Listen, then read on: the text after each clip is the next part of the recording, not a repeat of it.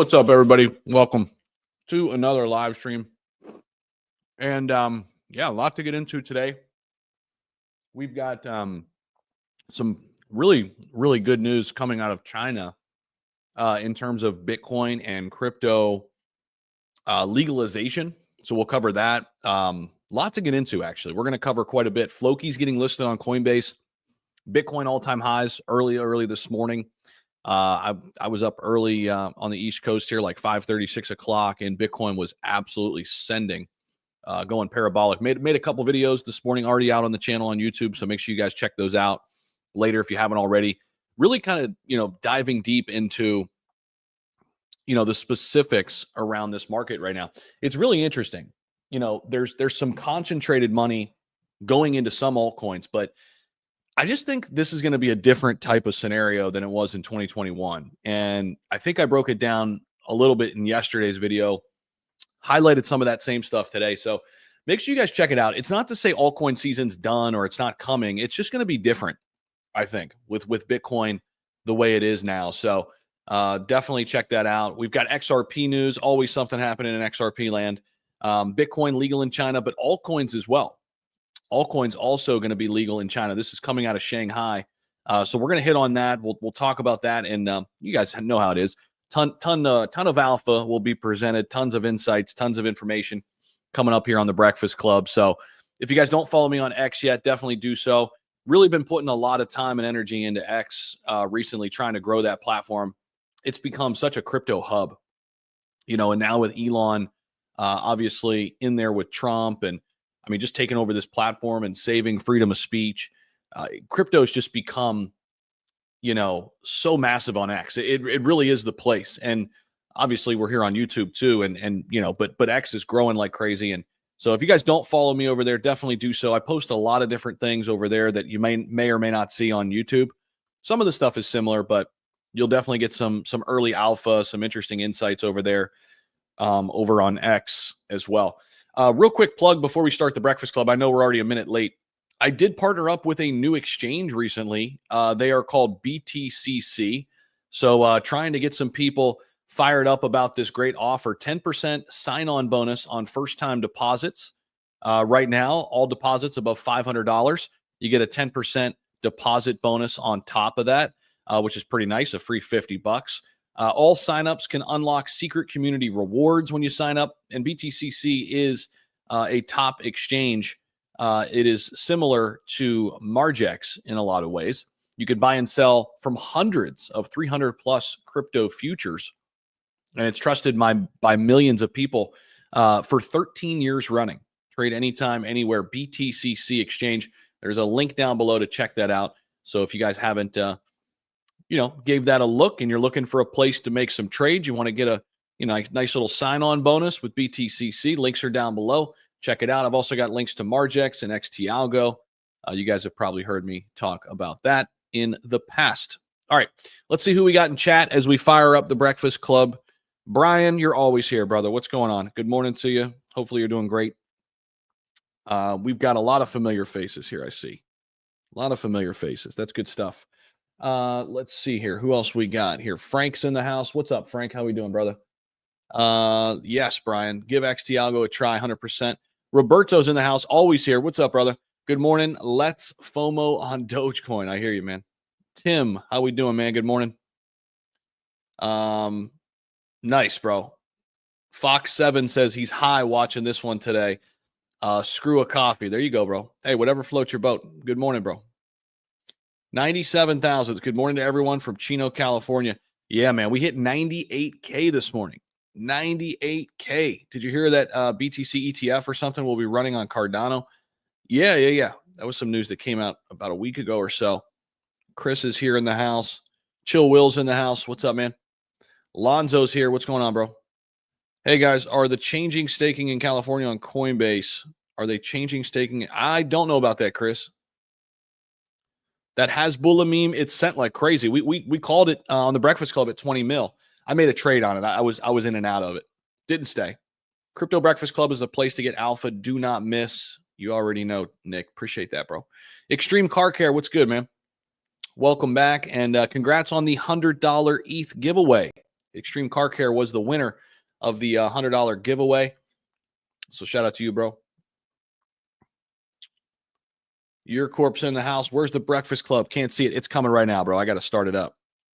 We're starting it right now. Right now. Just got to get this thing, my brightness up. I know we're a couple minutes late, but we're getting the people excited. Getting the people excited for the Breakfast Club. There we go. Your Corp, appreciate you, bro. As always, too, man. Always rocking with us. Kamal's in the house. Good afternoon from Sweden. What's up? Salute, Chill Will. How we doing? He's on YouTube. Search him on there. Yeah. We're everywhere, bro. Loving your Floki info. Yeah, Peter. That's an interesting play, man. I'm making a trade on that. I'm making a play for sure.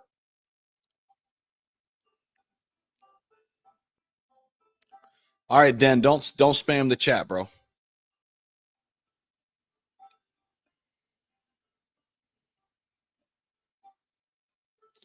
Man, Polygon's been rough, hasn't it? Still waiting for that thing to pop.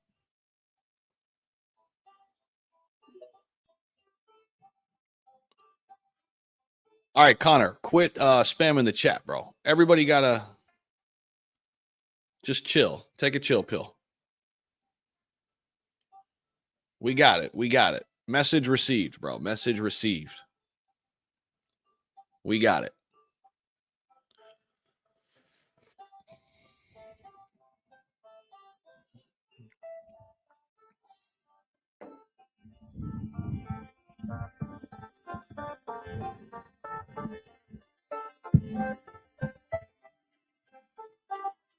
Adjust our settings here.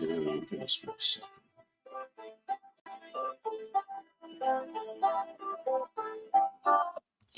All right, what's happening? Breakfast Club, we are back for another one. What's going on, man? We got a lot to get into, a lot to dive into. We're live on YouTube. We're live on X. We've got almost 500 people rocking with us over there. The room's filling up here already. Guys, share the room. A lot going on. We've got China and Bitcoin news. We've got XRP news. We've got a trade that I'm in right now. Floki getting on Coinbase, making a play there. A lot to dive into, man. A lot to get into. And I've been talking a little bit about this altcoin market and just how different this has been, compared to 2021 so far. Woke up this morning. The market was relatively flat, except Bitcoin was at 98,000. And Bitcoin dominance was touching up to 62%, which was pretty nuts. So definitely some things to talk about. There always is, but today is jam-packed with some information. So glad we got everybody in the room. Again, fire up those comments. Let's get a shit ton of people in here and let people know we're out here talking crypto. Kevin, what's up, man? It looks like you got something right off the rip. What's going on, bro? So, I watched the Floki video and, I jumped in with 1,000 in Floki. But my question to you is, what makes Coinbase, because it's already on crypto.com. So what makes Coinbase going to be this big jump just on Coinbase, because it's still on crypto.com. So how do you, personal opinion, what makes you think that Coinbase is going to make that much of a difference? Well, I mean, we saw what happened with Pepe. We saw what happened with WIF just recently, right? And I think WIF went up like 28-30% on the news. Pepe exploded. Now, Pepe also got Robinhood as well. But perhaps Floki can get on Robinhood too. Here's what I'm seeing. I'm seeing a lot of these exchanges, they're being a little bit more lenient on, listing meme coins. And obviously we know how exchanges make money, right? It's all about volume. So if they see volume, they're going to list it because that's how they make their bread. And Floki's an OG. I mean, it's been around since 2021. I've traded in and out of it a few times. I've never held it a really long time, and I know it's up a little bit right now, but I feel like it's relatively safe too. I didn't go in with something I can't afford to lose, but I'm looking to make a swing trade on it.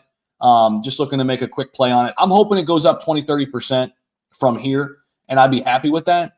And then sit back, maybe, wait for it to kind of come back down and maybe get back into it. But strictly right now, looking at it as a trading opportunity, bro. Just because, that Coinbase effect, especially as the market heats up, it does usually help. I mean, we saw what happened with SHIB back in 2021, and there's a thing that happens, for Coinbase and the listing. It's, it comes up as a new asset on people's app. They get notified, they get an email. It creates this FOMO effect. And Floki's a household name. It's been around. So, I mean, people will probably see it and say, oh, shit, okay, yeah, I remember that. It's on the exchange where, let's just call a spade a spade. There are a lot of people out there, bro, that they don't do anything else but Coinbase. You know what I mean? They won't buy anything unless it's on Coinbase. There are a lot of those folks out there. And, I'm betting. I mean, who knows, right? I could be wrong. I'm just betting that there's going to be a little bit of a pop here in the price. And from the technical standpoint, things look good even without a Coinbase listing, just looking at the charts, right? So that's why I'm making a play on Floki here today. That's why I put out the video. Hold on, Zach. Me too. I trust you. I mean, I've seen Floki around, and right when I seen that video, I jumped in and I threw 1,000 at it. Same thing. I'm going to see if I can swing trade it, but I just wanted to, ask that question so the other viewers could hear, in case they didn't see your video or anything about Floki and the question what would make it Coinbase more relevant. So, and I appreciate you. Yeah, man, 100%, bro. And of course, disclaimer, non-financial advice, as I say all the time. I mean, just trying to make a play at it. And I think, even if it stays the same, it's not necessarily one that I've got to get out of before I go to bed tonight. You know what I mean? It's one of those ones that I think will be here tomorrow. And no matter what, I think we'll get some type of pop. We're trying to break through some resistance on Floki, right at the 3.1, 3.2 level. We touched up there in June. We touched up there in March. And if Coinbase can help us break through that, we're looking at new all-time highs. And anytime something, gets into new all-time high territory, we know there's no ceiling. I'm hoping for a little bit of a FOMO effect. And Floki's been quiet, man. I like to invest in things that have not been a lot of, there hasn't been a lot of hype around it, but it's still solid. They're building out utility. I was a day one investor in their sister token, TokenFi, in that whole RWA space. And as a matter of fact, I want to kind of look at that right now because that might even pop a little bit on this news. I'm looking at it right now. Actually, I'm pulling it up on the live stream. Let me see if I can see what it's doing. It's sitting at a $26 million market cap. It's pretty flat right now, but I wouldn't be surprised to see that one pop a little bit too, just because it's their sister token. And Floki's doing some cool shit, man. They're heavy into gaming. They're getting into RWA. They're not just some, run-of-the-mill meme coin, which is totally fine. I mean, we've seen run-of-the-mill shit go to the billions too. But Floki's already in the billions. And they're actually doing some cool shit, man. They have staying power now with the ecosystem they're building out. So we'll see what happens, man. Appreciate you bringing it up, and appreciate you watching the vid, man. Let's get over to Mar, and I know Mar's probably chomping at the bit to say something. He was the first one to get up here as a speaker. What do you got, brother? Hey, Zach. Yeah, I got some FUD. But before that, Zach, I wanted to ask you. Okay, doesn't Coinbase have another exchange off the US? Didn't they have with more coins and stuff like that, or that's done already? Because I remember Coinbase had two different exchanges. The one in the US, just like Binance had Binance US, and then the regular Binance that had way more projects. Yeah, they have a couple divisions, I think. I mean, you're not talking about Coinbase custody or whatever, are you? Or are you talking about something outside the US? Yeah. Because I remember Coinbase had two different exchanges. The one in the US, the fees were ridiculous, and then they had Coinbase Pro, I think it was. Yes, Coinbase Pro. Yeah, and that's for heavy traders. You get way more analytical tools and stuff like that. Okay. Yeah, but I know they have they've got Coinbase custody.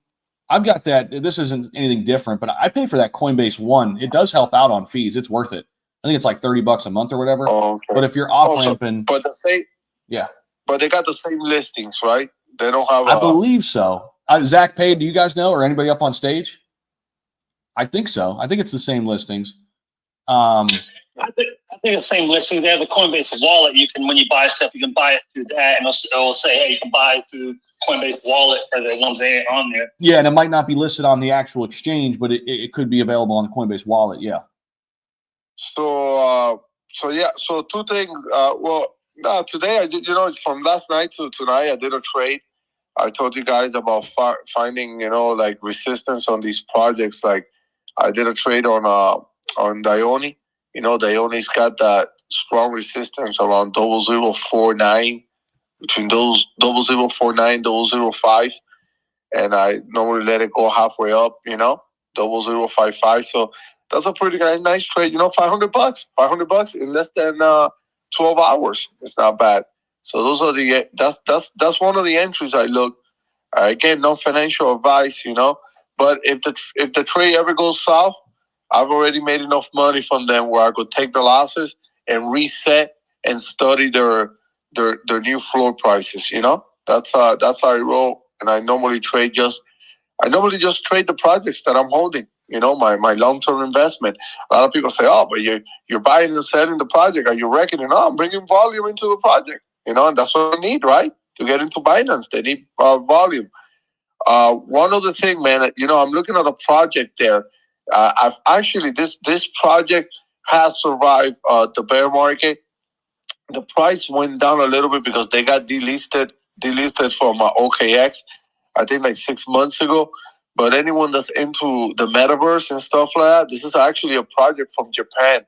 I'm sure you heard of it, Zach. It's called Xana, XANA, and they're starting to heat up, doing a lot of events and stuff like that for the metaverse and gaming and all that stuff. So it's sitting like on an $8 million market cap. That's normally, I like those range like $10, $20 million market cap. I know you go for more higher than that, but it's a project that's been out for I want to say already like 3.5 years, and they're just building, man. They're working, and they're from Japan, and they actually were having a space right now. I'll finish it later on with the recording, but that's a project. Anyone that's into like gaming and metaverse and socials and all that, Xana, and they have their own blockchain, which is a Zeta chain, to run the whole ecosystem. So yeah. And last thing, man, why I really came up, hey, Sui, I don't know if you heard the news. Sui went down for 2 hours. 2 hours. 2 hours they were down. They're doing a Solana. And that is why, man. That is why, for me, so far, I respect Solana. Solana has heavy traffic, and they've only gone down like 7 times, with the heavy traffic. But that's why you got to give it to the king, man. That's why BNB and Ethereum. I know BNB went out once, like 3-4 years ago, whatever it was. But that's why you got to give it to Ethereum. I don't give a shit about the high fee, the gas fees. It is what it is. But the chain won't go down. And, it's scary. It's scary because you want to invest long term. But how could banks and all these institutions take serious a chain that goes down, and time out for 2 hours. But yeah, hey, look at Solana. It does its thing, but yeah, man, that's what I've always said. Prove yourself when you really got heavy traffic. And I think Ethereum and BNB and Cardano, Cardano has never been down. You got to give it to them, That's a good point. I saw the news today. Luckily, the price didn't get impacted too much on Sui. It came down like 3-4%. But yeah, I mean, these new blockchains, I think, especially when they grow so fast, like Solana did and Sui. You're right, though, man. Ethereum is still the beast. It's still the 800-pound gorilla in the room, and it's going to have its day. I mean, it's been quiet. I've been talking a lot about it. I mean, it's crazy to see Bitcoin doing its thing and leaving ETH behind. I mean, we haven't seen this kind of separation since March 2021. When you look at the BTC and ETH chart, side by side, it's wild, man. But yeah, go ahead. That's why, Zach, I dropped the Bitcoin. I took a gamble. I told you, man. I like the, I'm suicidal sometimes. You know what I'm saying? I sold the Bitcoin for Ethereum. Fuck that. There's no way Ethereum is going to stay this low, man. There's no way. Ethereum was at $4,000 when Bitcoin hit 70K back in March. There's no fucking way. And if I lose on it, which I'm up like close to $1,000 by switching to Ethereum, believe it or not. But if it comes out wrong, hey, that was on my game plan. Some people have bombarded me with messages. I'm like, hey, that's on my game. That was on my game plan. If Bitcoin hit 90K and Ethereum is under 4K, I was gonna sell my Bitcoin for Ethereum. And Ethereum is at 3K. It's a no-brainer. In fact, I was even thinking of selling it already like around 80K. But I did it, and I don't even care. I don't care if Bitcoin hits 130K. That's on my game plan, and I'm gonna stick to it, you know. And if Ethereum fails, let me tell you, before I land this plane, I gotta get ready to go to work. If Ethereum fails, think about this, guys. The alt season will probably fail too. There's no way we're gonna have alt season without Ethereum going nuts. You know, there's just no way. This shit's gotta hit at least 5-6K. No, I'm with you, man, and I think it will. I think it will. I can see the Solana girls Solana already maxis giving thumbs down. No, girls, no, Solana don't have maxis. They got girls, not maxis. Listen, Ethereum's not going to fail, first of all, and if it does, it's going into Solana. I mean, let's be honest here. I'm now drinking coffee. I'm that indigent man with jammies on, sweatshirt, hoodie. Making 1,000x gains while smoking 2 cigs at once. They're playing the market. They're in their business suits, only making 2% gains. I am that fucking image right now. But let's say Ethereum's not going to fail, first of all. But if it's going to flip right into Solana, look at top 3 cryptocurrency. It's insane. And back to the exchange thing at the beginning of the space, like Zach was saying, he kind of took all the words out of my mouth.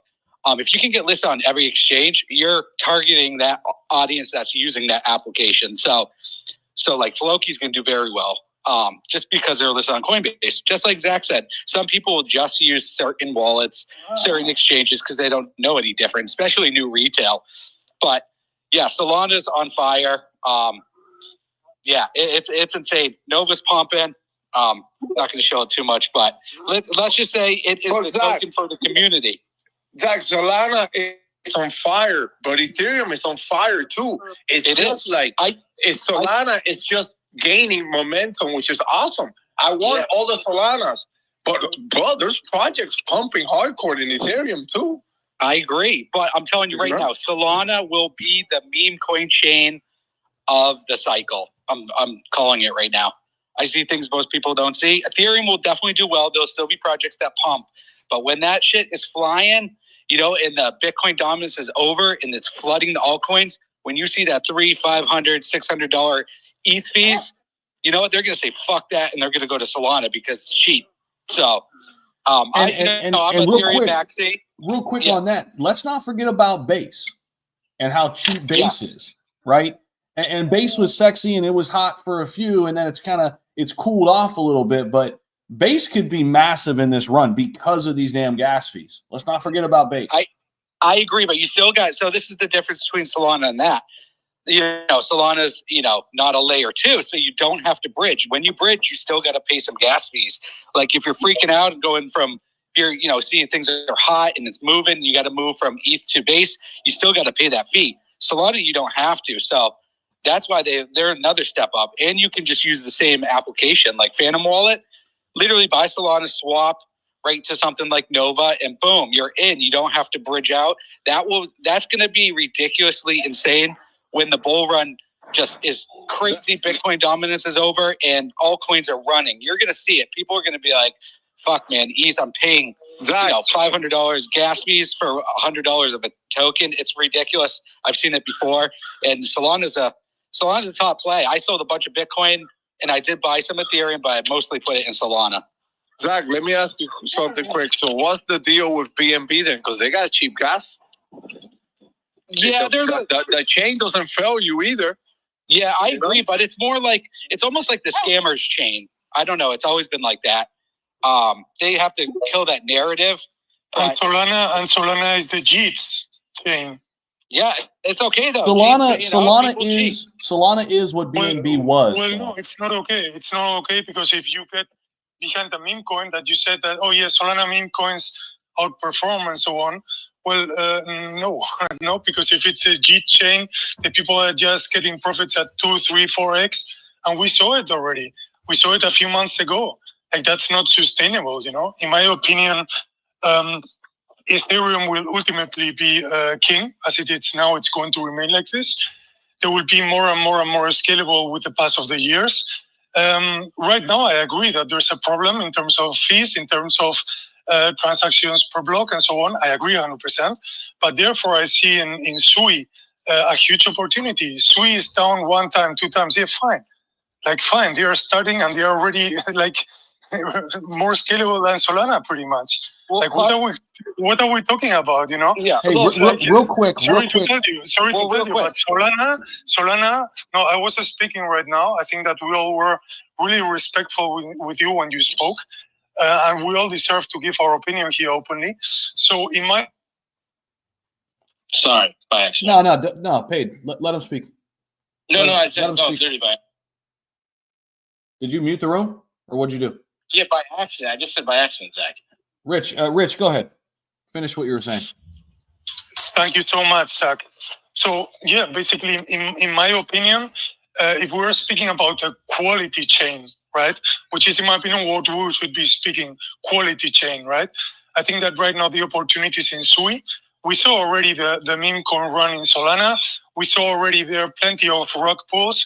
We saw there are plenty of people get wrecked. We saw there are plenty of projects, and by plenty, I mean millions of projects, literally going to zero, in which many people lost money. Okay, in every chain, people lose money. That's clear. 95% of the people are going to lose money in crypto, and that's a fact. But this said, I think that perspective-wise, I mean, there's not right now a chain that has the perspective that Sui has. And here I include, obviously, also the institutional support and big players in the game who are supporting the chain. No, and in my opinion, the meme season is going to remain huge, as I said already the other day in the last spaces. But in my opinion, Ethereum and Sui are going to be there, it doesn't matter what. And this said, please, people, not financial advice, do your own research. Ken on ETH is the one. I'm saying it. No shill, no exaggeration. Do your own research. But in my opinion, if we're speaking about Floki, let's not bring here Floki, okay? Yeah, you can laugh, whatever you want. Let's not bring here Floki, which is already nearly a $10 billion market cap, which made already plenty of millionaires. Let's do the hard work and bring here the next big gem. And the next big gem is the next Shiba Inu. Which is the next Shiba Inu? Where's the Izumi? No, there's only 300%. There's only 6 Inus, okay? Shiba Inu and those were 2 of them. So we can only speak about the other 4, which are going to make it this run. So also, you know what, Rich? Why don't we get you partnered with the Breakfast Club and you can be one of our sponsors? Yeah, let's go. I mean, and on top of that, I do got to counter that a little bit. There'll be another... I would like to answer Zach to that because it's actually a great offer, but actually Kaiken, it's basically, a CTO, the same like Floki actually, which is already a multi-billion-dollar idea and vision. And we're exactly on that. We're going to be huge. So instead of offering us paying for this, what we could do basically is collaborate together without having this type of monetary interests and just basically, presenting to your audience something which is cheap enough and something where their money can really move and get big for them. Not just bring here Floki at 10 billion market cap or Shiba Inu at 17 billion, expecting, that the people get wrecked. That's what's going to happen. Listen. Why? Because millionaires are already made there. It's gone. The train left the station, right? So thank you. All right. It's getting chilly in here and I don't have a coat on. All right. Yeah, let me counter a couple things. I can. Listen, there will never be another SHIB. SHIB is SHIB. So people saying there's going to be another SHIB, false. 100%. 100%. I agree. 100%. 100%. I agree with that. Ethereum, listen, and if Ethereum lowers gas fees, it will be a G chain. So the reason people aren't cheating is because it's too expensive. So we can't say it's not the G chain. It's just they can't afford to cheat it. Yes. So, But do you have a 100x in front of ship? Do you have it doesn't matter. Well, it does matter. We're here to make money, or are you for the Well, I mean, we just did 1,000x on Nova over the last 3 days. Perfect. So that's exactly the And point. we're probably going to 10,000. It doesn't Exactly. matter. But not everyone, listen, not every retail investor is looking for that. Some people want to sleep at night, and you can't do that on those early cap gems. You have to be awake in sweatpants. Let's sweating. here. Let me just sleep like a baby. Hold on, guys. Retail Hold on, is guys. the opposite. It's Let me exactly just- the opposite. let me just reset a little bit. I mean, we're fighting over apples and oranges here. It's a different play. Okay, let's just talk about it. All right, let's talk about it like civil adults. Yeah, I'm looking at KaiCam. It's very interesting. It's sitting here at a $12 million market cap. Very intriguing, very interesting. But there's a lot of high risk here. I mean, it's back up to an all-time high. Almost, right? I mean, it could print millionaires. I'm looking at Floki completely differently, though. I'm not trying to become a millionaire in Floki. I'm trying to make 20 or 30% because I've got some, intel and insight on it, and I've got a plan. It's a different play. This stuff's not all created equal. Yeah, if I go throw $500 in a 500K market cap, yeah, I'm trying to get rich quick. I'm trying to hit the lottery. On Floki, yeah, I understand what you're saying, right? It's a $2.4 billion market cap. But we've seen, Pepe and Shib on ETH, do big numbers. Could you get a 2x? Could you get a 3x? Could you get 20, 30, 40%? When they actually list this thing at 11 a.m.? You could. I mean, it's a different play. So we're not saying who's right, who's wrong here. We're talking about two different things. Right. So let's just 100%. Yeah. All what I'm defending, sorry to cut you, Zach. All what I'm defending is that we have here, two different details. Yeah. We're speaking about preserving the money, which is what Floki from now on will do, and obviously also increasing price in time. But the room to grow, it's just way smaller. And on the other hand, I'm speaking about generating wealth. If you want to generate wealth, you have to go down in the list, and find the one, right? That's all what I'm saying. Like, I respect absolutely everyone. I respect, that you bring here Shiba, that you bring Floki. Hey, 100% really solid place. But in my opinion, for example, if you would speak in your spaces also about tools to generate, in this case, cryptocurrencies, to generate wealth, it would also be great, because at the end there's a Rich, big audience. We cover it all, brother. I mean, I called Kendu. I called Kendu in this same Breakfast Club at $2 million market cap, and it went to 270. We called Donald Trump at $1 million market cap before it went to 150. This has all happened on this space. We don't leave any stone unturned, brother. And it's not like I'm singling out, KaiCan or anything you're looking at. They're different. No. I know. I know. It's a different type of investment. And I've got bets out there in the way you're talking about too, 100%, bro. But putting all your eggs in that basket, that is the quick way to get wrecked. And I will stand by that. That's my opinion. You could take it or leave it. I don't really care. That's clear. But we have a lot of people coming into this space. And if they go ahead and they have $5,000 to invest, for example, and they put it all in something at a $10 million market cap, I don't care what it is, that is risky. That is the fast track. That is the fast way to get wrecked. Could you get lucky when it works? 100%. Yeah, it could work. 100%. But 100%. What I always stress and talk about, ever since I started this whole thing, is you have to be able to take risk. And it's not just throw your money in a pot and hope and pray and say a few Hail Marys. Create a backbone, 100%. right? Create a backbone in your portfolio.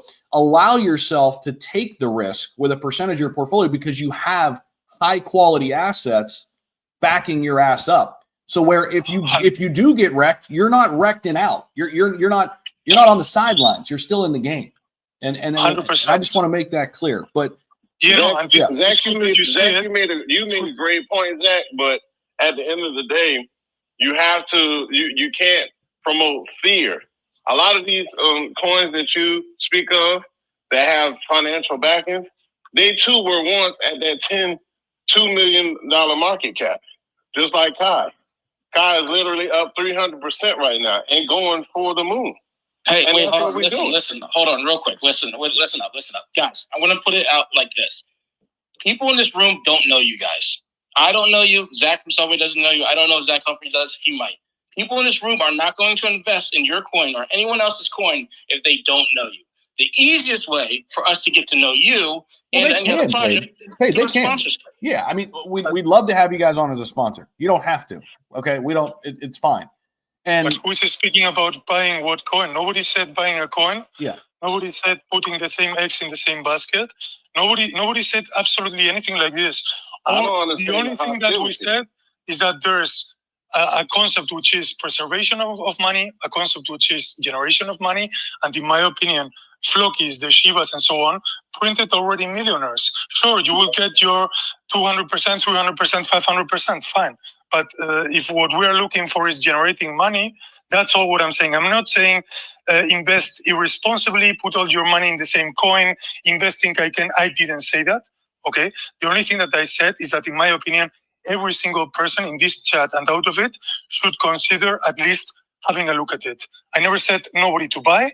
I don't expect nobody to buy. We're not part from the team, by the way, because first of all, we are a CTO, so it's a community takeover. And the reason why, I speak about this particular coin, basically it's because, in my opinion, we have a community. Meme coins at the end is or community or brand. If you have both together and they are both outstanding, then you can say, okay, this is worth it. In my opinion, our community is already at 10 million market cap, worth 200, 300, or 400 million. And we will see it with time, what I'm saying. That's it. No shill, no, please do your own research.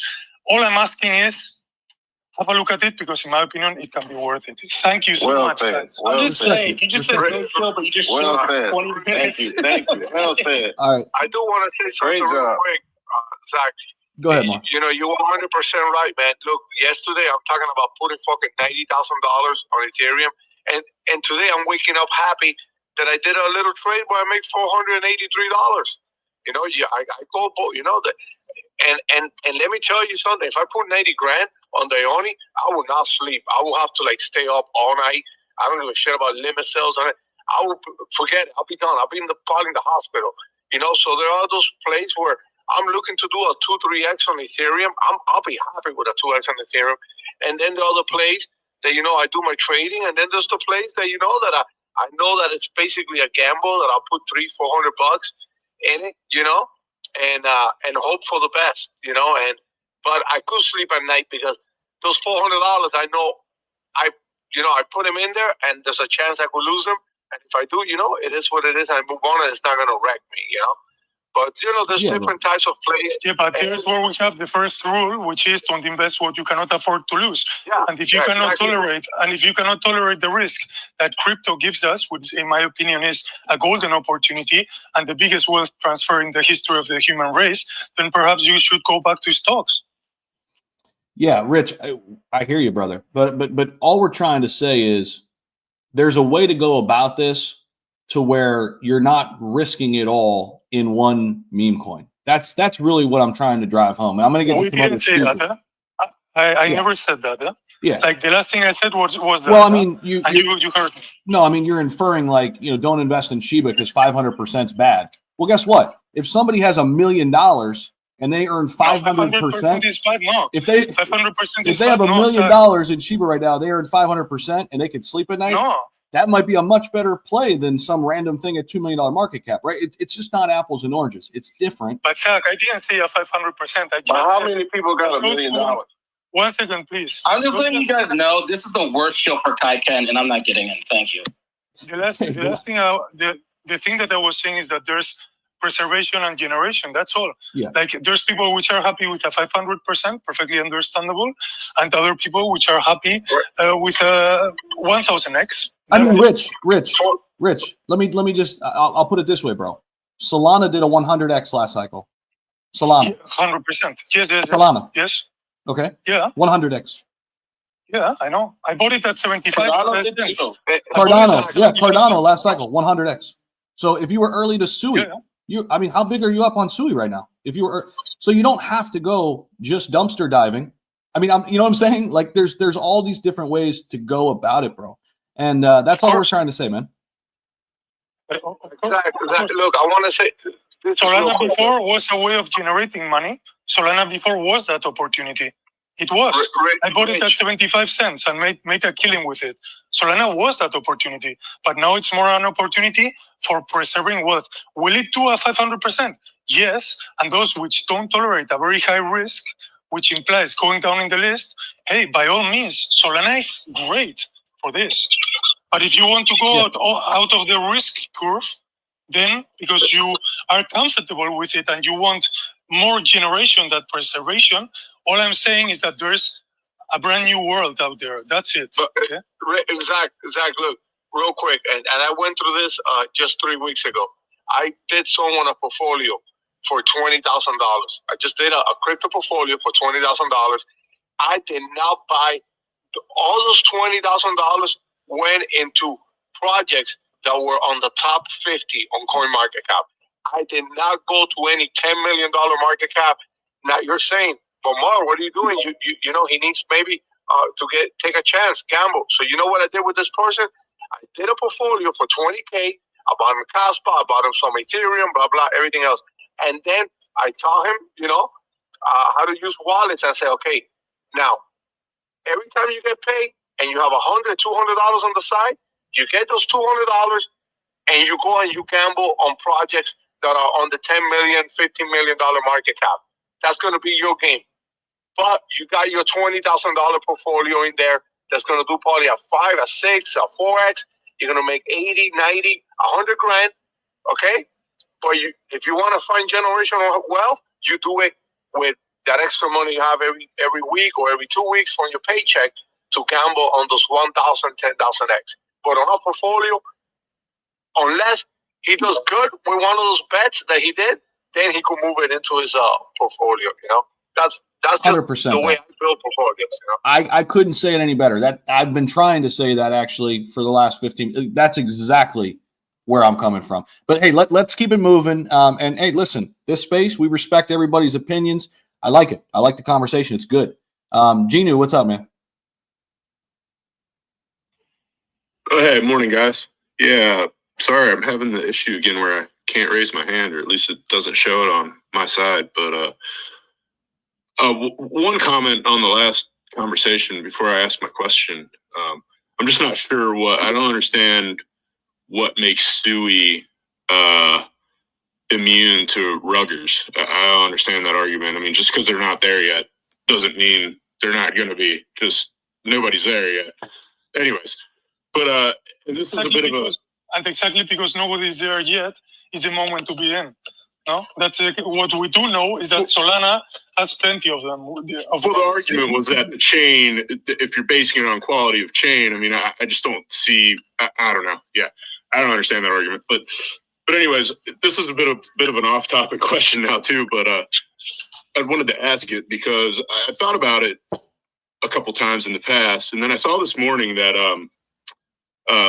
I guess the chill guy meme or whatever that's been popping, I guess like the owner of that came out and made a statement today that he's coming after, that it's copyrighted, and he's coming after anyone that's using his stuff. Thankfully, that's something that we don't have to worry about. But I'm curious if there's any precedent for that. I haven't really had a chance to dig into it yet, but I think best case, that's FUD for projects big time. Worst case, I mean, I just don't see, unless they're like doxed or whatever, I don't know how they could actually even get anything from anyone. But I don't know. Anyways, man, I don't think any of us are lawyers here. Maybe someone is, or like I said, maybe there's some precedent for this sort of like copyright infringement stuff. But I was just curious if anybody had any thoughts. I'm not a lawyer, but I mean, I have seen things in the past where, I mean, if somebody like, I remember like there was this one meme coin, it was like Dragon Ball Z, and they just ripped the freaking logo. I mean, like, it was just copy and paste. Like, you can't do that kind of shit. I mean, again, I'm not a lawyer here. I don't have all the answers, but I mean, there's definitely some things that are just right in front of you where it's like, okay, you're using Tasmanian Devil, and you can't do that or whatever, right? Yeah, I mean, think about all the Matt Fury stuff. I mean, I don't know. I don't know why I never thought about it yet. So, Gino, so there is something called fair use. And depending on what it is, because I run into this a lot in my work, depending on what it is and what the copyright is, there's a few things where you can use someone else's image or likeness under fair use, and normally it's for educational or non-commercial work only.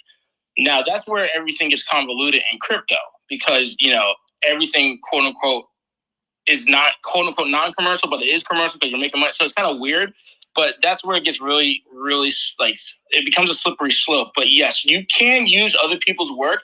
And my best friend who's a lawyer, because I do this for certain things. My best friend is a lawyer. He said the best way to get around it is A, not do it, or B, you have to change it just like, you know, enough, specifically enough where it won't affect the original copyright and it doesn't actually hurt the original copyright's branding. You know, so if you make like let's say Louis V purses, whatever, right? If I made a purse that was similar to Louis V and their market share went down, they could come out and sue me because of that, because I'm making something similar and, you know, they're losing market value because of it. But if I made a purse that wasn't similar, but, you know, took, you know, some type of motif that they did that wasn't super exclusive to them, but people can recognize it and it didn't hurt their market share, I more than likely would be okay. But again, the other thing with copyright stuff is you got to come after people. And that's legal stuff and that's lawyers. And you can get tied up in the courts for years. So if you get tied up in the courts over a copyright thing, you know, the bull run could be already over. Like by the time, you know, like, you're going to sue me for what, X, Y, and Z. Okay, we're not going to have a court date for 3 years. By then, I'm already in Morocco. Why did good luck? You know, like, and that's how it is. So that's why crypto, that's another issue for crypto that will get worked out in the future is this copyright stuff. Because don't forget, a lot of people are anonymous. A lot of people are on docs. So if they make something that's quote unquote copywritten, how can like Disney, like there's a whole bunch of like Mickey Mouse coins and dumb shit out there. How is Disney going to sue all these people who aren't docs? They don't know the wallets. They don't know all this information. It's going to be very fucking hard. So I mean, that's just a little insight. That's great stuff, Pate, actually. That's a great breakdown. I mean, the short answer is just be original, right? Like just get your original artwork done and be original with whatever you're bringing out. Hey, we're going to shift the conversation because I want to get into this China Bitcoin talk. We've got Larry here. I know your Corp and Lunker been waiting. Then we'll get up to Larry, but we're going to shift it over there. There might be some carryover still. People want to respond. Your Corp, Lunker, and then we'll go to Larry as we shift the conversation a little bit more toward Bitcoin pumping like crazy. Got to $98,000+, another all-time high. And this breaking news, guys, China court has ruled Bitcoin and crypto ownership as legal as Bitcoin surges to another record high. This is something that Larry had brought up on the space. So kudos to him. Shout out to him. That's why, you know, we love bringing different folks in here and getting different thoughts and opinions because everybody's got something to offer. So let's see here. We'll go to your Corp and we'll go to Lunker. Go ahead, your Corp. I'm sorry. It's like it's always happened at a bad time, but I'm about to start doing something. My apologies. I'll do it in the next time. I'll keep on. All good, brother. All good. We'll go down to Lunker. I love you, bro.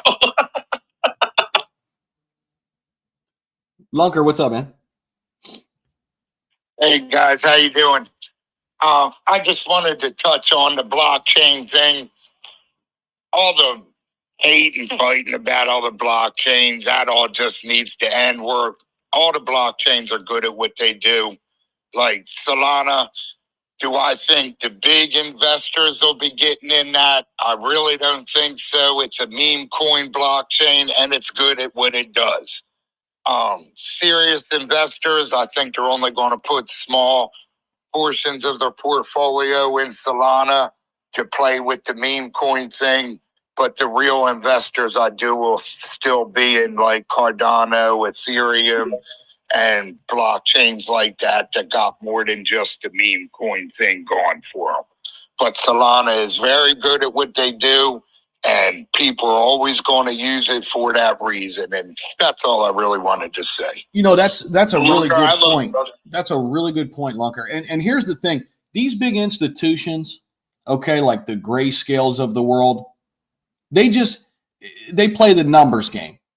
That's it, man. Like they don't play favorites.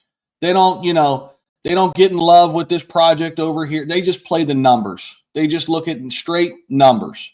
And it's real easy. I mean, go look at Grayscale's large cap fund, how much of it's allocated toward Bitcoin and Ethereum and how much it's allocated toward Solana, Avalanche, and XRP and some of these other ones.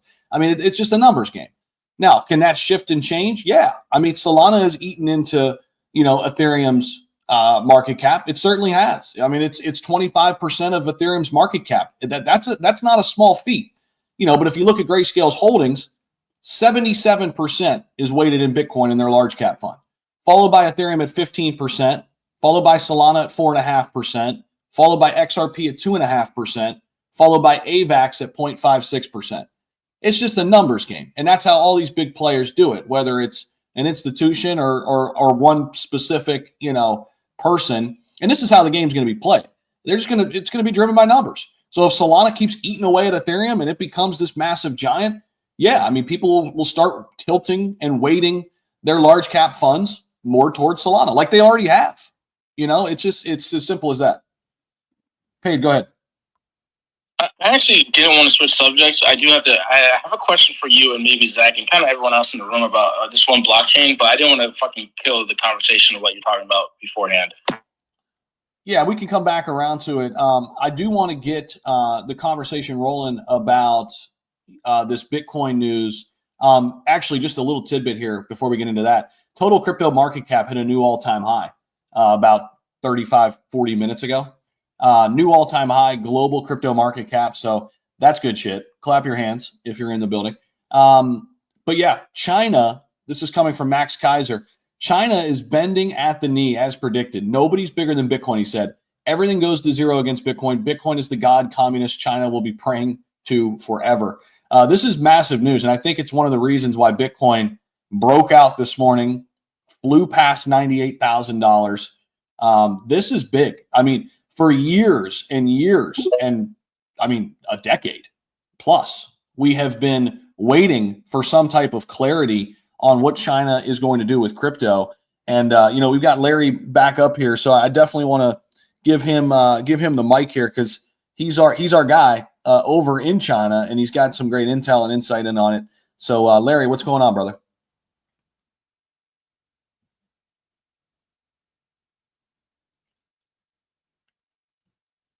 Is he speaking?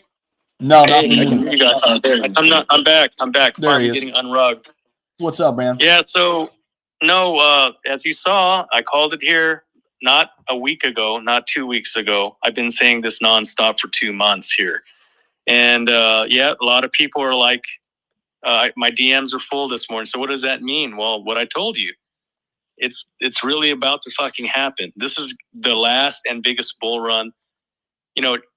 I'm not going to tell you exactly what happened this morning, but with this announcement came, I don't know how many umpteenth thousands of new Bitcoin that are back on the market now. I told you that, China was hedging all of these confiscated or held Bitcoin from when they shut down all the exchanges and mining operations, and they're going to push forward. Where you have to think about when they talked about these $1.4 trillion stimulus packages, where was a lot of the capital or the hedge was coming from, right? Why would they make that announcement with an announcement before about deprohibitioning Bitcoin, and then also issuing all of these licenses and having TonFest Asia in Shenzhen, in the mainland, not in Hong Kong, not in Macau, but on the mainland? How come we had an East Shanghai where I was at, where Vitalik made an appearance, and Vitalik has a Chinese girlfriend? I mean, that's a small detail, but that's kind of a big fucking detail, And I told you about all of the stables that were being printed or moved around to leverage for this time, and it's happening. And I will tell you that there's more coming. I've had such a busy morning, a busy 3 or 4 times that we've had I've been missing. It's a lot of that is through the work, so it's just been nonstop. But yeah, here, the alpha was here before any of these news outlets on crypto, Twitter or X or anywhere else.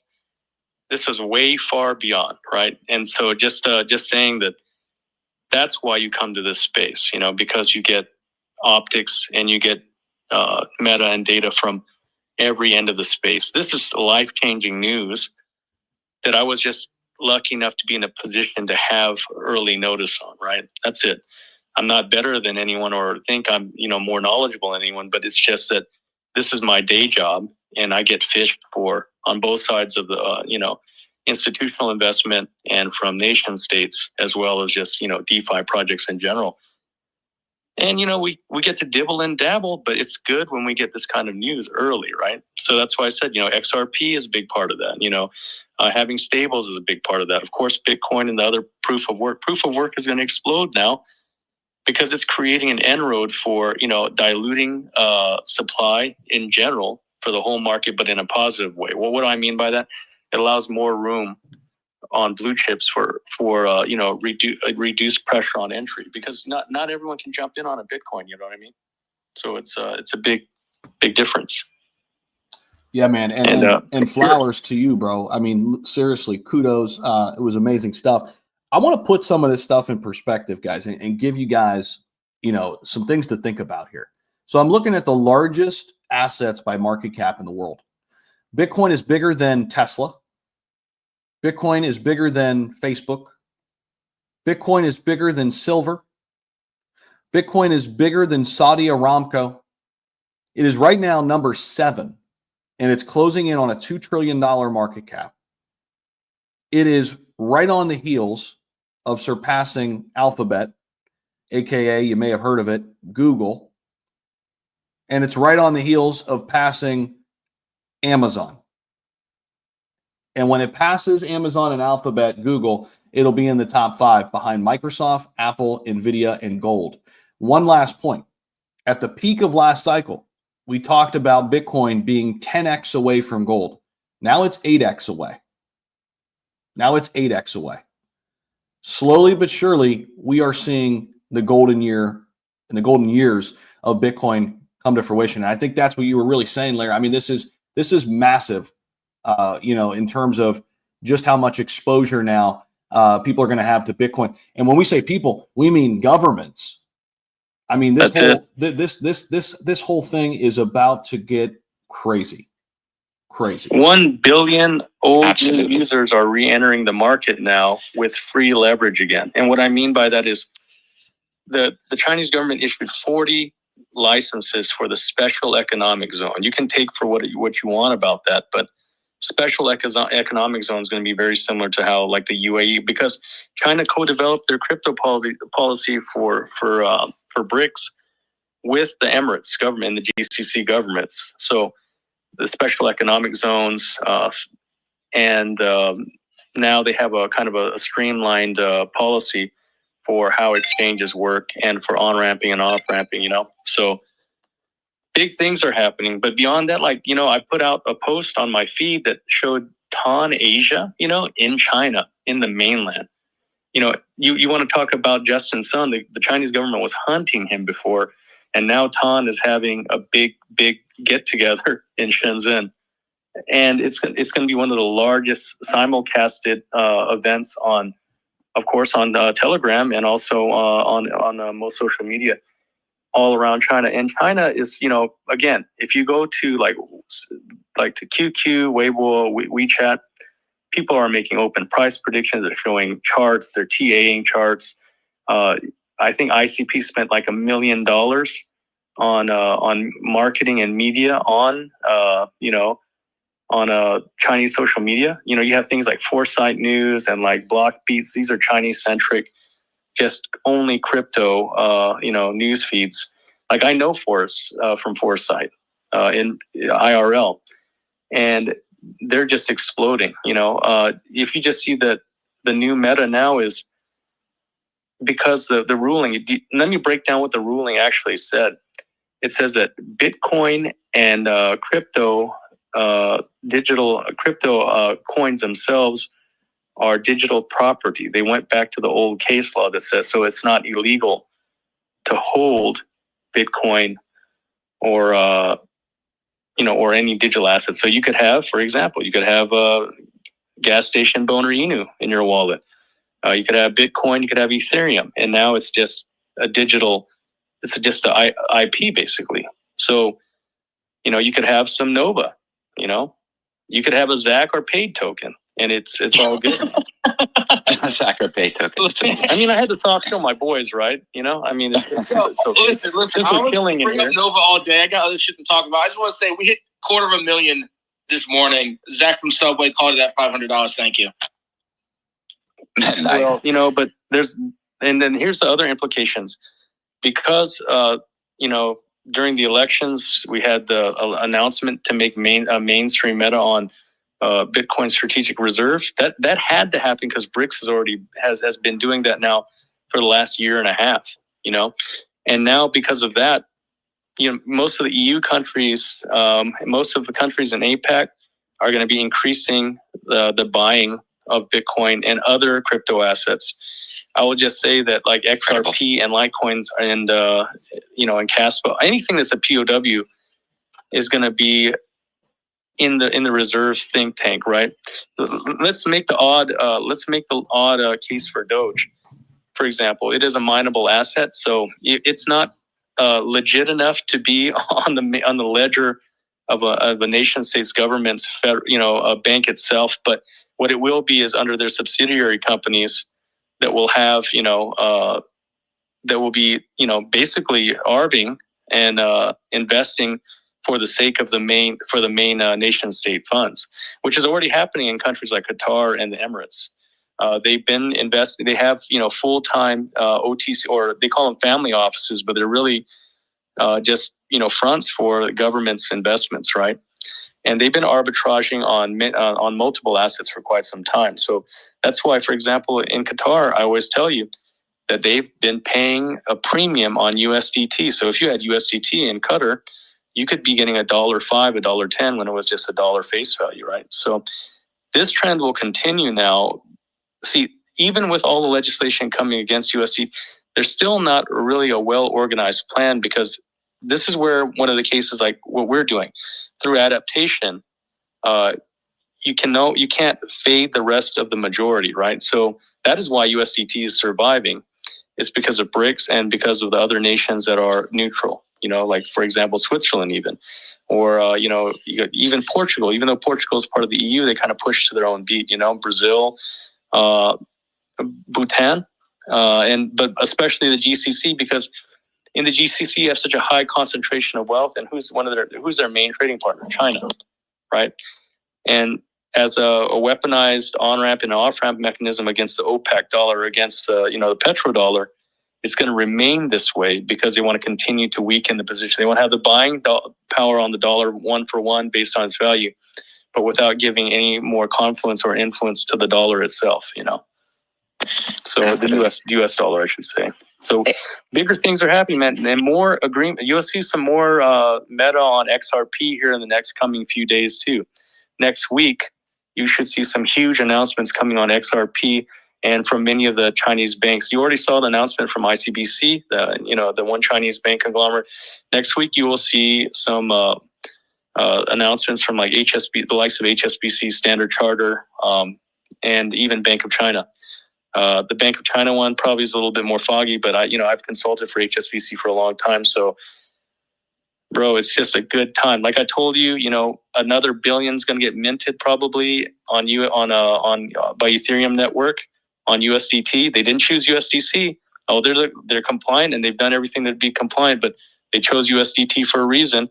And I told you, when I was at DevCon, I never would have thought I would see CZ and Vitalik in the same room with about 20 people preaching the same thing, and the world is a different place. They're allies now because of things like Solana, so not turning down the market on Solana or fading Solana at all, but there has to be a bad guy now, right? So I never thought that the original degen token BNB would be allied with the guy that took us from proof of work to proof of staking, and are on the same page and trying to come up with solutions for gas, etc. This is an exciting time that we're in now. And, I'm just telling you, I was in that room and it was just like, it was ethereal, because I never thought I would see those two in the room sipping the same Kool-Aid, talking about the same shit next to each other. Like being at the same convention, being at the same show is one thing, but this really goes to show you how different this bull market is. And, people talk about, Bitcoin needs to go down in price to provide relief for Ethereum.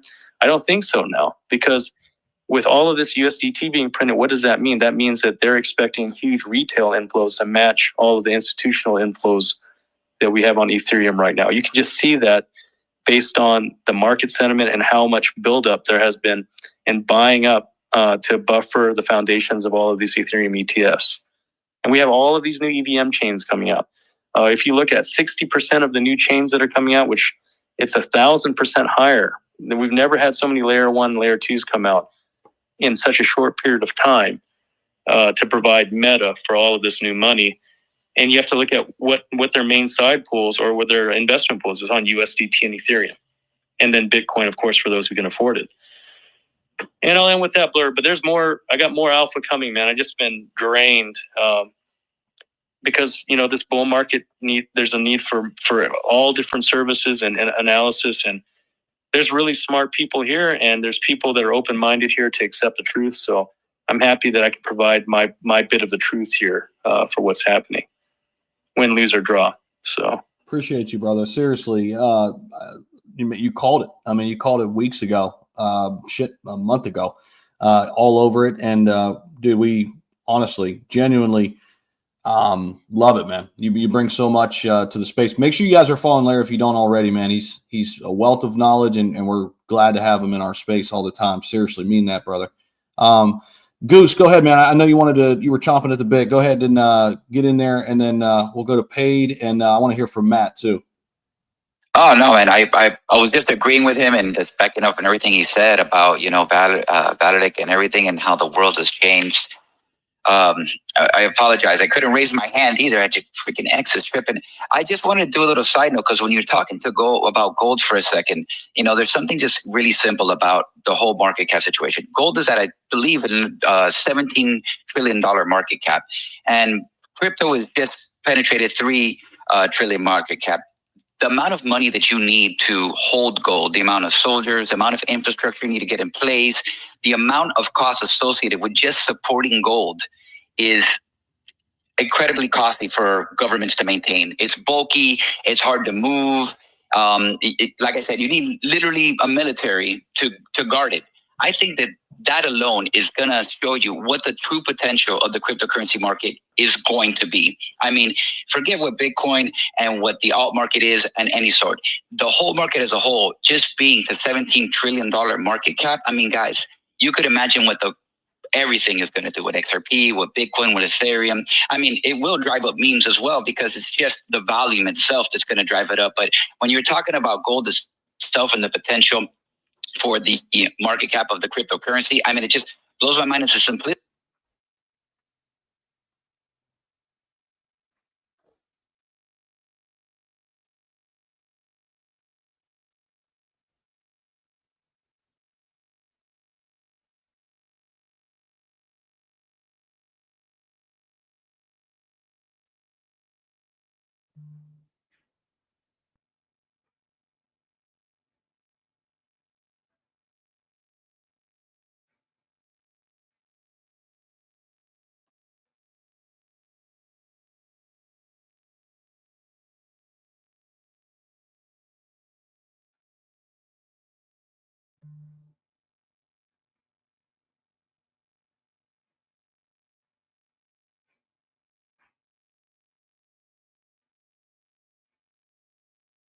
That's all I just wanted to say, because I was super excited when you just make something so simple related to gold and look at its market cap and look what it's really taken to support gold and look what it's going to really take to support infrastructure based on crypto. You're gonna save millions to billions of dollars, and the human capital as well will just be saved, you know. And the amount of money that's going to be structured through all these industries is just mind blowing. That's all I just wanted to say, man. I'm sorry I'm a little bit stuttery today.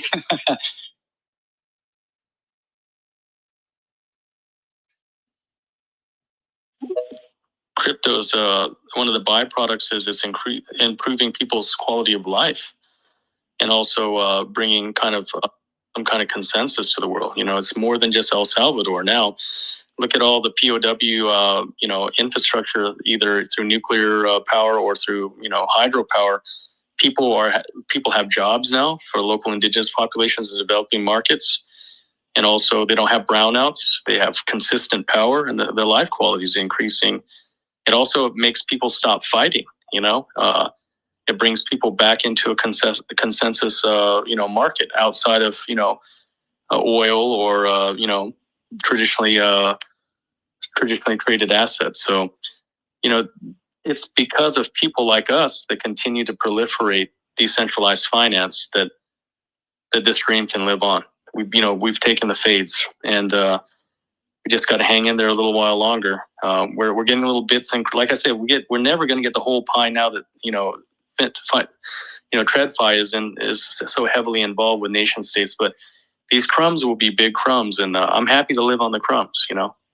So I think everyone here is too. Those are some big crumbs you're handing us, that's for sure.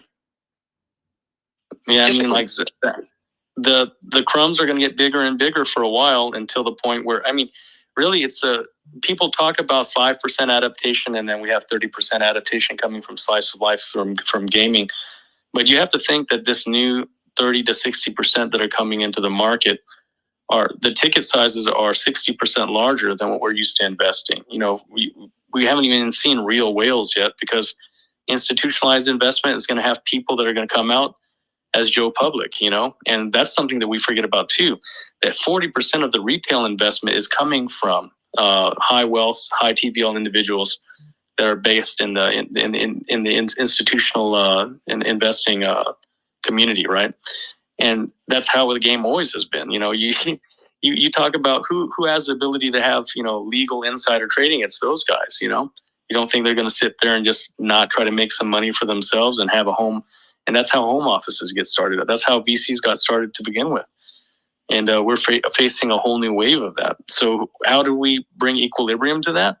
By continuing to do what we're doing right here, like in the space, talk about it and keep going, So they haven't even broken into like the sales disc, right? I mean, it's still the higher level, high wealth. They haven't even broken down to like the 401ks and the People's for Savings and the OTC desk to call their clients. Like, it hasn't even gone down to that level yet. Actually, it's been happening for a while. Maybe not in North America, but for the extremely high TVL individuals, like I know a couple home investment offices in North America that have ties with HSBC Investment Office and with ICBC, and they've been for the last 3 years diversifying into both. So like that's one of the reasons why that OTC and or the escrow and the custodial mechanism that Binance created, spent millions of dollars to actually have a solution for Satoshis, exists because there was a demand from these home markets, not for just all of DeFi, but for those really high wealth individuals, like from North America to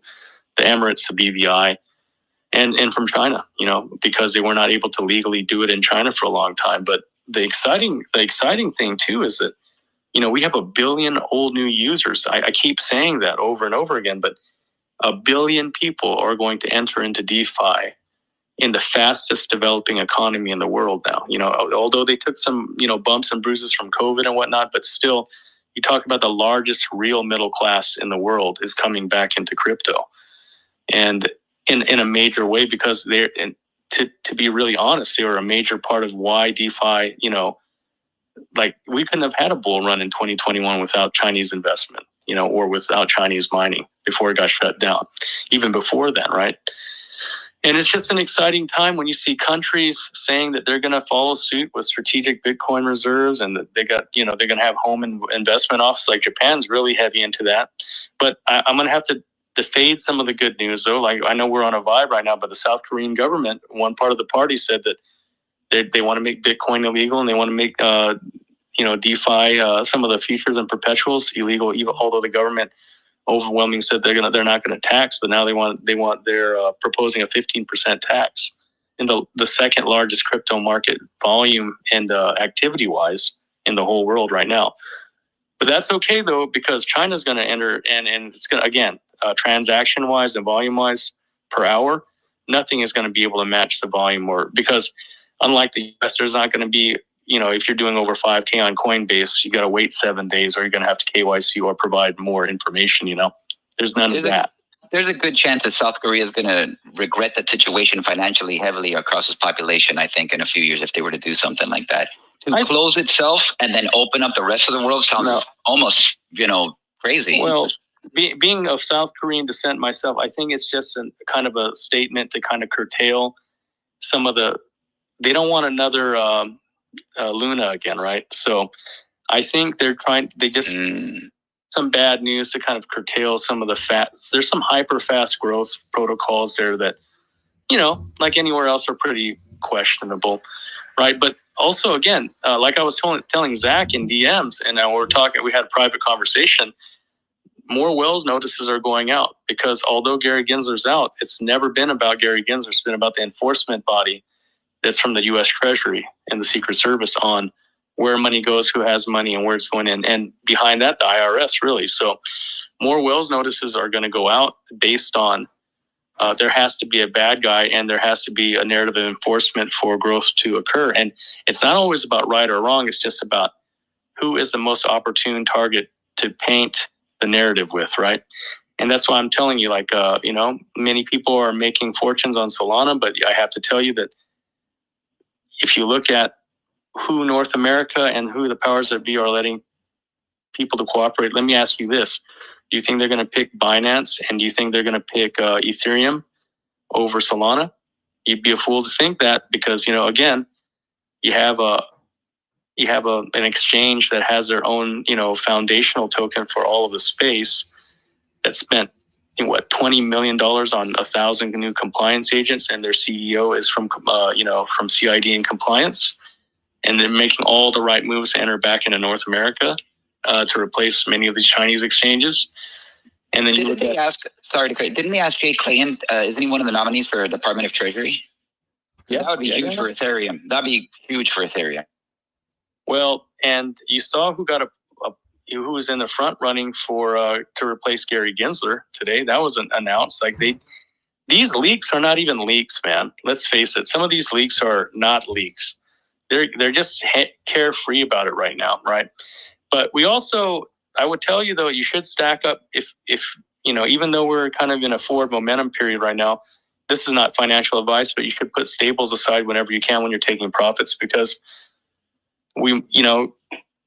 our president's not in office yet. He still has till January, and this is just on the air of caution. Like, they're still counting some votes in some states, and the courts are quiet. The party's still quietly trying to prosecute on certain avenues, although he has immunity since he's been elected a president. But they circumvented immunity before. And I also want you to pay attention that they allowed the strategic situation in Ukraine and also in Israel and Palestine to accelerate. They could have easily put a stopgap on the escalation by not allowing the use of Storm Shadow and HIMARS in the Ukraine front to strike. I mean, there was just a simple gesture, because it's been shown that the North Korean troops have not been effectual actually in marked combat. They've suffered from attrition and high casualties, but they left this mess on purpose. It's just very easy to see. They left this mess on purpose. It has nothing to do with politics. I'm bipartisan. I'm with whoever can do the best job, but it's just common sense. So why would someone do that to transition for the new president? Why would you leave a mess like that? Well, to create instability and fear in a FUD. I mean, that's the quintessential FUD, but this FUD is at the highest consensus on human life. So that's why I said, still stack on stables, because it will still spend the same, especially now that Bitcoin is at such a high. You'll always have enough foundation for an on-ramp and off-ramp for your stables. You may not have it for other minables or other tokens, but Bitcoin, like I said, Bitcoin could still be at 30 million, and there still would be, or 30,000, and it still would have enough, liquid capital to back our, 90% of retail's on-ramp and off-ramp needs, right? So, but these are the optics that I'm looking at now, is that it should be, with this good news, it should have de-escalated, or a ceasefire or anything could have been, promenaded and provided access to very easily. That we already had the vehicle for that. But instead, though, we have long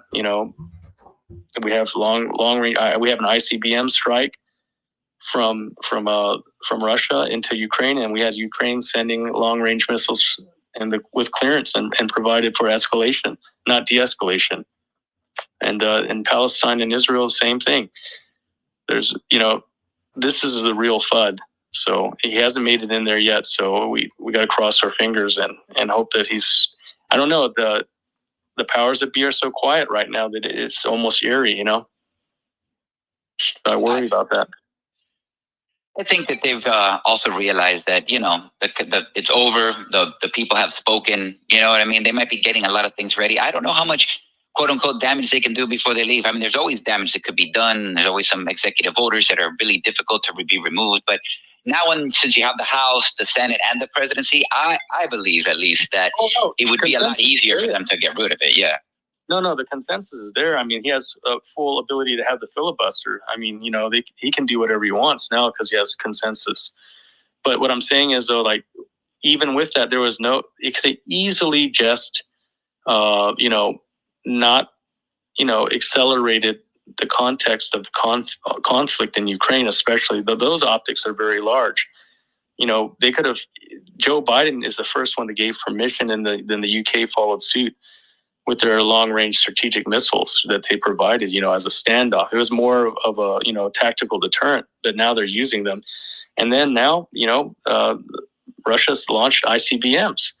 So, you know, that has major implications to the world, because when you have a nation using, you know, intercontinental ballistic missiles on someone that's so close as a sign of force, I mean, those ICBMs are able to reach and hit anyone in the European Union and in North America. That's what we forget, you know, and that is a small but huge detail. Does the media choose to cover it? No, they don't. We have heard very little about damage reports or collateral, but this is what I'm talking about. Why would you leave this mess when it could have easily been avoided? Yeah, there's North Korean troops there, but they have not been effectual on the floor. You know, it wouldn't matter if there's 500,000 there, you know, and let's not be naive. We've had, you know, advisors and foreign troops assisting the Ukrainian military effort for a long time. You don't have to be educated on military history or on the current events or the geopolitical situation to know that. You can just see that, you know, we have F-16s and modern aircraft, so much technical support, and this has a huge bearing on what we're doing. We could have had a full unleashed, you know, huge bull run right now, but this is the FUD that slows down, you know, consensus for the world. There's been 4 opportunities at peace already, and they faded all four times, you know. And President Trump said he's willing to and wanting to come to the table early, immediately, as soon as possible. But then we get Joe Biden says, oh, well, let's go. You know, North Koreans are there, so it's okay. Let's go ahead and allow them to use long-range strategic, you know, deterrence. But let's let them use it now to strike deep into Russia. How is that helping? You know, if you balance off, you know, one for one, if you didn't give the attention that in North Korea provided troops because they haven't been effectual in the effort, yeah, they might be a minor annoyance, but they've just been cannon fodder thus far. If they didn't give attention to that, they polarize that as an issue for the world. But they're not polarizing now that there's using ICBMs and long-range strategic deterrence. This is a major implication, and that's why I say, you know, in unsure times like this, even though we have a bull run in effect, we should know, if no financial advice, stack on diversifying to 1/3 of whatever profits you're taking into stables. It just, you have to. You don't have to, but I'm just telling you that it's the smart way. So I'll end with that. I mean, I just want to be reminded, yeah, we had a common sense president get elected. I'm so happy about that, but he's not in office yet. And this is crazy. This is crazy what just happened. The media is not polarizing this like they polarize North Korean troops, but this is fucking crazy that ICBMs were used today for the first time since we haven't had ICBMs be used actually in any conflict until just now, even low intensity conflicts. Well, if you consider Scud missiles during a Desert Storm and Desert Shield, yeah, those are short range ICBMs. But now we've had Russia use hypersonic. They've already used low utility, low yield ICBMs like Iskanders, but now we have like real ICBMs that have been used. People don't realize though, but like the doomsday clock would traditionally be moved far forward. because there has not been a conflict. We haven't had an exponential threat like this since the Bay of Pigs, you know? So people have to take this into account, you know? This is the closest we've been to World War III or another world war, this provocation. So again, you know, be kind of conservative. I think that it's worthwhile because this is people don't understand this, but this is a major factor that we should try to think about. Sorry for ranting about that, but I just really want you guys to know the truth because that was I was an analyst before. That's my background before I started doing DeFi full time. So just food for thought, you know, both in historical context and also in current geopolitical conditions.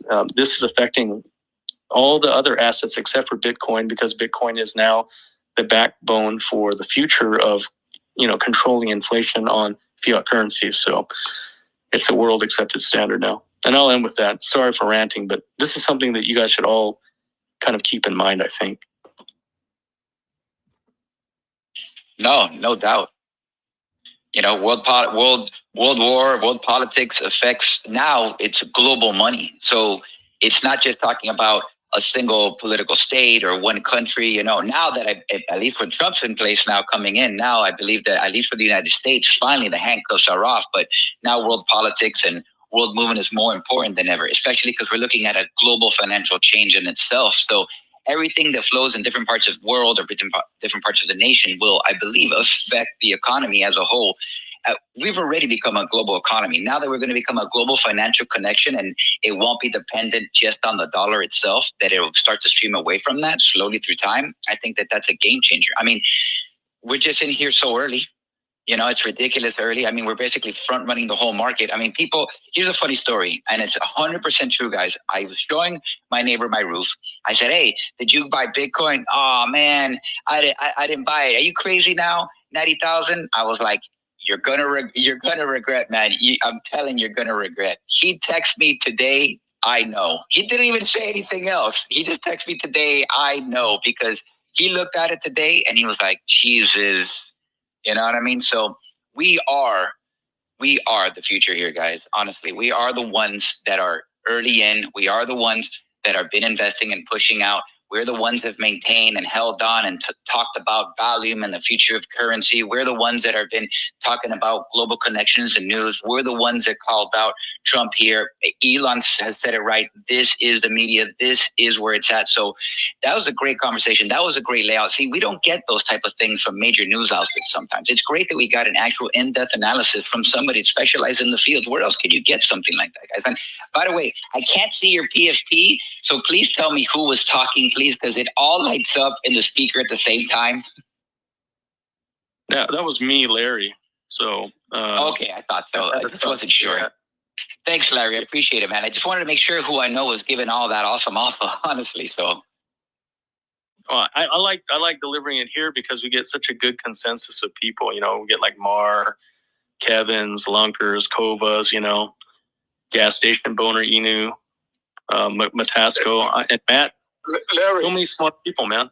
Yeah. Larry, I do have a question real quick about the gold, because I see that people always, comparing fucking Bitcoin to gold and all this shit and the dollar but do you see, or anyone that wants it, instead of just competing, do you see there's a chance of silver or gold being fungible?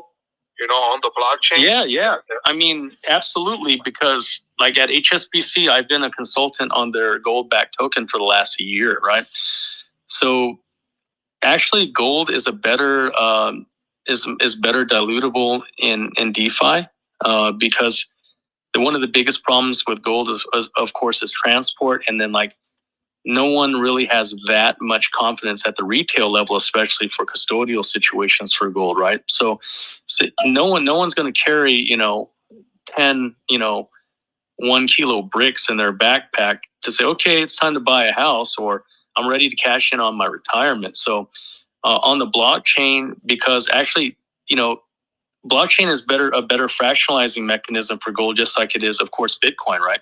We can use the same argument, but I think the good thing about gold is when people make the comparisons between gold and Bitcoin is gold is had 100 years advantage as a fully tradable asset on the market than Bitcoin.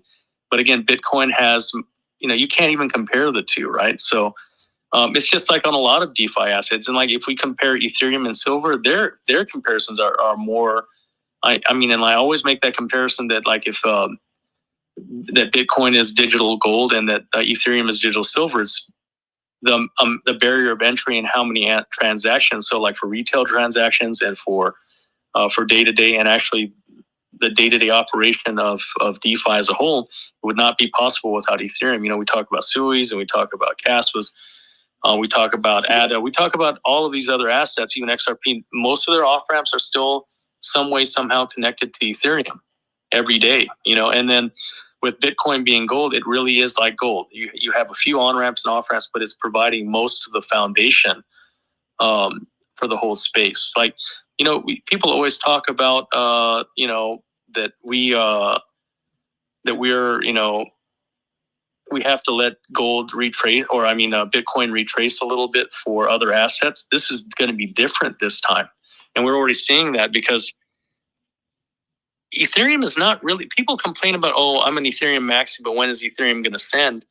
Ethereum has been above 3,000 for a long time. Do you remember when Ethereum was like $1,100 or $1,200 during the bear? That wasn't even that long ago. And when we saw it go up to 1,800, wow, today's a good day, right?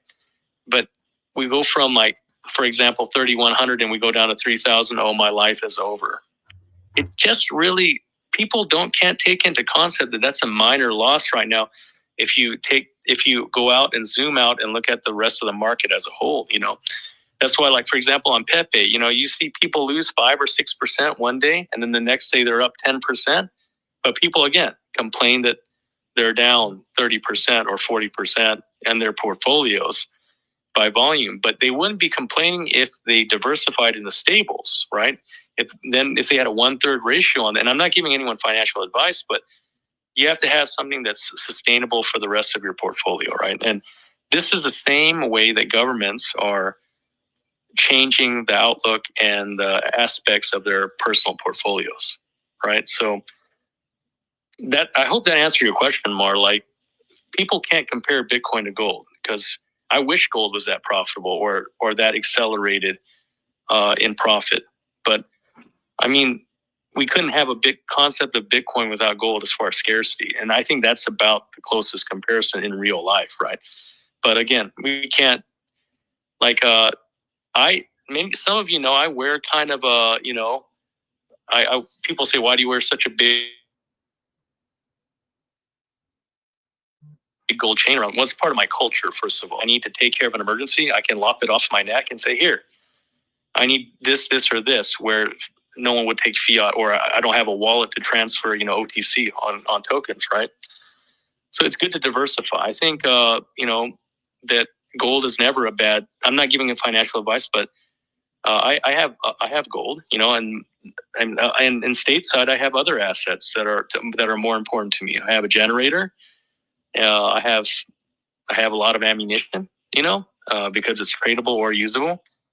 And again, this is not a survival talk, but it's just common sense, like diversification, right?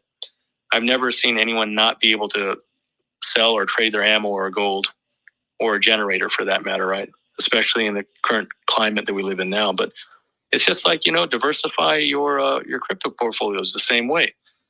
Have some USDT, have some XRP, have some Bitcoin, have some Ethereum. But I'm telling you, though, the Ethereum is going to really build up now because all the conditions are right. And that's not financial advice. It's just that they're going to mint another $1 billion on USDT because they have to, based on the new volume coming on the ETFs. They have no choice. They have to be able to offset that. Matt, I see your hand up, man. Mutasco. You guys can talk, man. I'm trying to talk. I love listening to you talk. Oh, no, yeah. I hate to interfere sometimes, Yeah, like Larry, I want to say what you say, Larry, but I can't put it in those kind of words because, I graduated high school with like a 0.9 GPA. So, Matt, though, you're a smart guy, just like Mar, man. I sometimes, like, if I was really a trader or buying in, if I listened to you and Mar, I probably would be a millionaire by now, or like Kova, but I just don't do it because I'm so caught up in providing security and analysis that I'm like, no, I got to be kind of in the middle. I only bought a bag of Nova because I got peer pressured by Paige and Crypto Postman. When I was in the space last night, they're like, you better buy a bag, Larry. Paige was like, you better buy a bag.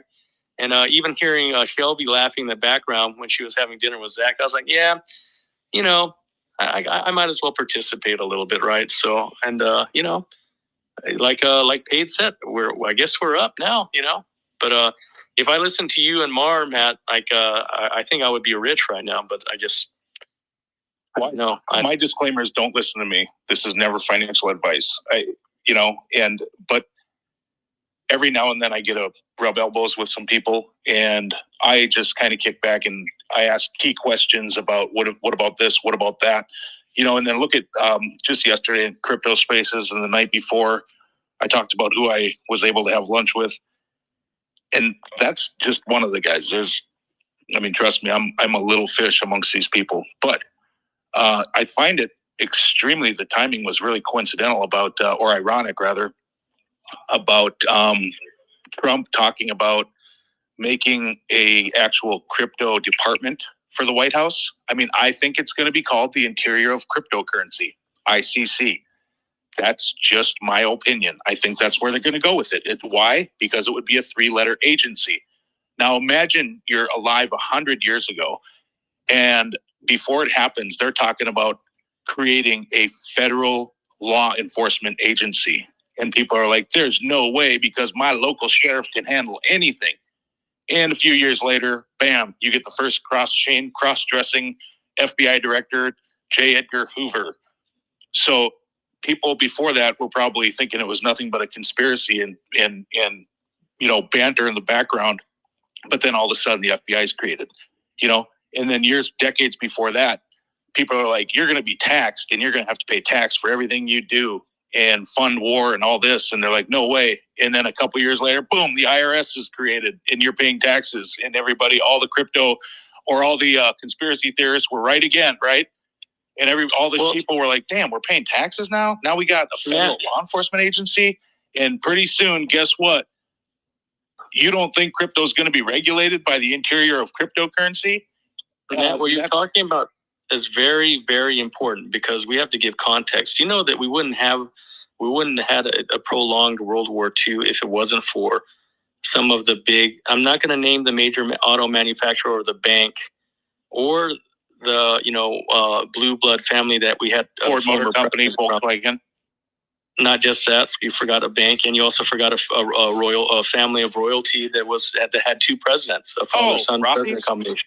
Oh, Rockies. No. It's either the Rockies or the Rothies. Bushes. Oh, yeah, the original Bush Senior. Bush dynasty. I even read their book. I read their book 30 years ago. They had major impact on that. But no, I want to take some time, because you really, I wanted to bring this point up.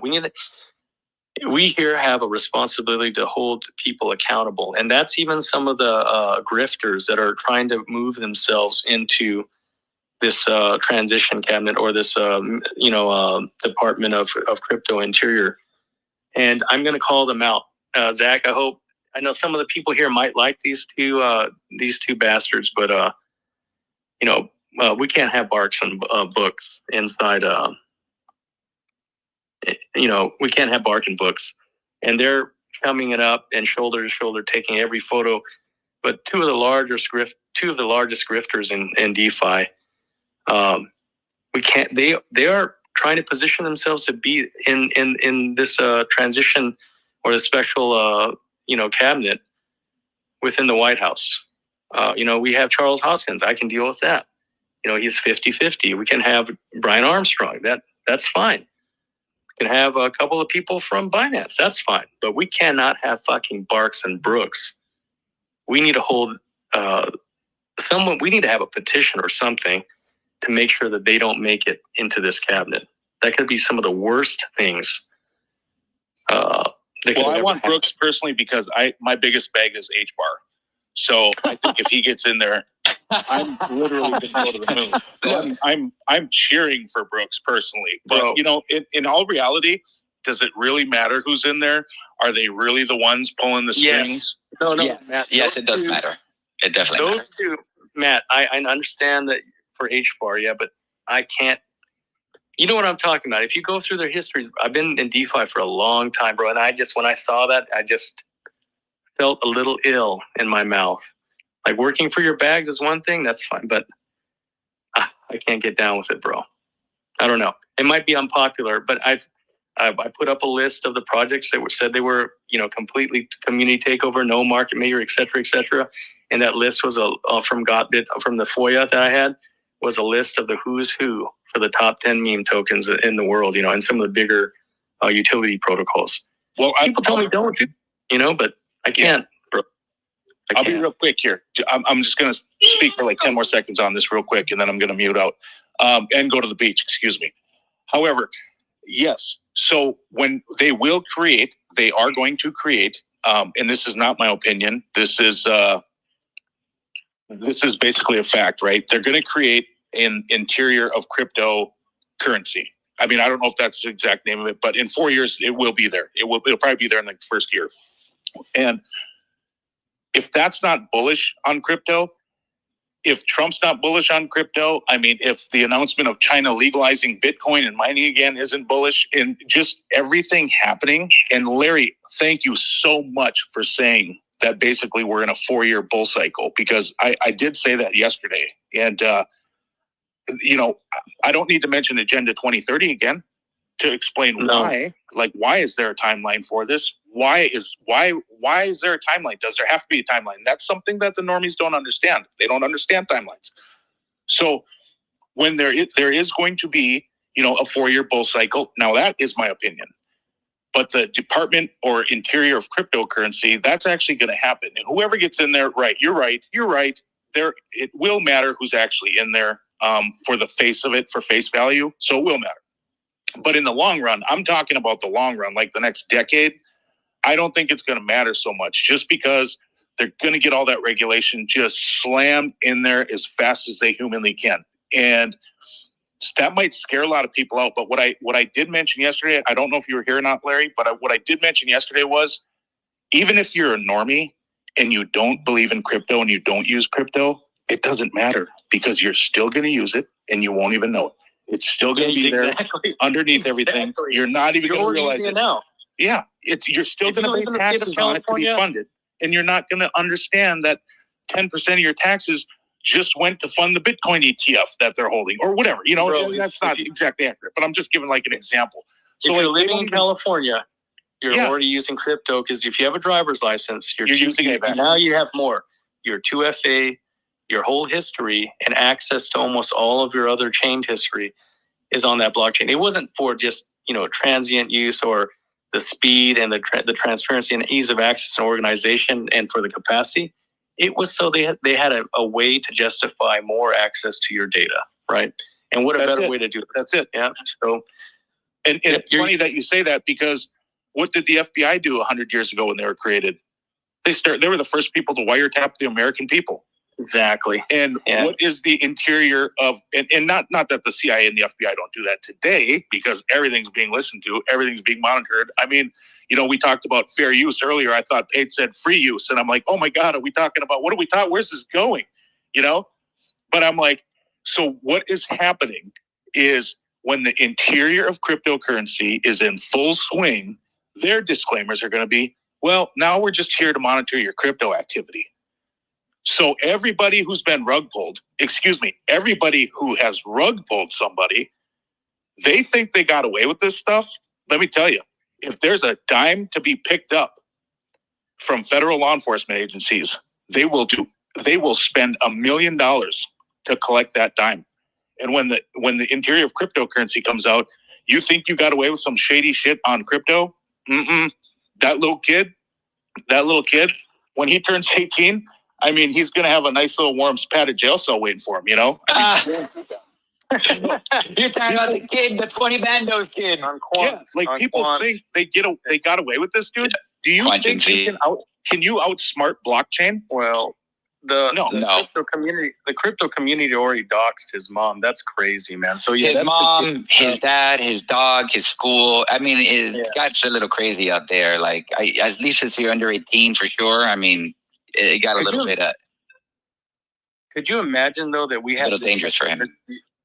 Can you imagine? I'm sorry to interrupt you, Goose, but could you imagine we have that much energy to dox or to investigate like Zach XBT for individuals in DeFi, but when the government can't account for $350 billion, not in the year, but just in one quarterly cycle. Yeah, that's the other thing that's not really being provided in the small print. It's not for the fiscal year. It's just for the quarter that they can't account for the $358 billion. Think about how much taxpayer dollars that is, $358 billion. That really is money that we haven't even collected. If you do the math, we couldn't collect that much tax. So what are they doing? They're printing money to make that so they keep us. They have to continue to raise taxes continuously because our population density is not supporting these amount of expenditures, right? And when you look at that, who is creating the ultimate rebasing or the ultimate Ponzi scheme or the ultimate rug pull? Not us here in DeFi. Not at all. This is the ultimate rug pull. $350 billion a quarter. It's been the biggest rug pull since the inception of banking, right? And now, before it was like, okay, you spend $1,000, they're watching you. You spend over $3,000, they put you on a list. If you draw out or spend more than $5,000, they want an explanation on why or where or what are you using your money for. And they want you to give them 2 or 3 days. In the meanwhile, they're using the interest for your money. They're using your money and they're charging you to use your money at a bank, right? I don't know. I would rather pay gas all day on ETH than pay them. I hate the monthly banking fee, transaction fees, etc. at banks. And then they're already making money on your money. It doesn't matter if you have a savings or a checking account. It's both the same, and that is the biggest Ponzi scheme. In the history of mankind. They got it down. $358 billion is not collectible in a one quarter from corporations or individuals. That would take several years. And maybe someone can help me do the math, but that's money that we haven't even fucking printed yet. And that's why Bitcoin is like a huge vacuum. It sucks up all of this inflation and kind of redistributes. It gives us more time. And time is something you can't, and you can buy anything and replace or fix anything except for time. And that is data and time are the biggest two benefits from not just Bitcoin, but for DeFi. It's just a vehicle for Meta, for data, and it gives us time on a bigger scale. But Matasco, I know you got something to say. You've had your hand up for forever. I don't know if I missed you when I got rugged, but earlier. Hey, can you hear me? Yeah, we can hear you, Matasco. Can hear you clearly. Okay. No, you made a comment. The reason I came, and guys, I'm just working, so I like enjoying these things. But when I hear something and it has something to do with me making a comment, I would just come up. Earlier on, I think you made a comment about, and I've had this before, a lot of people just talk. This is my area, so I have a little bit of at least some information I can share that is authentic. But I just want to make a comment to your earlier statement about Russia and what's going on. There's two countries that are probably, if they don't coordinate, we're not even going to be talking about crypto. Let's just put that out there. Facts, okay?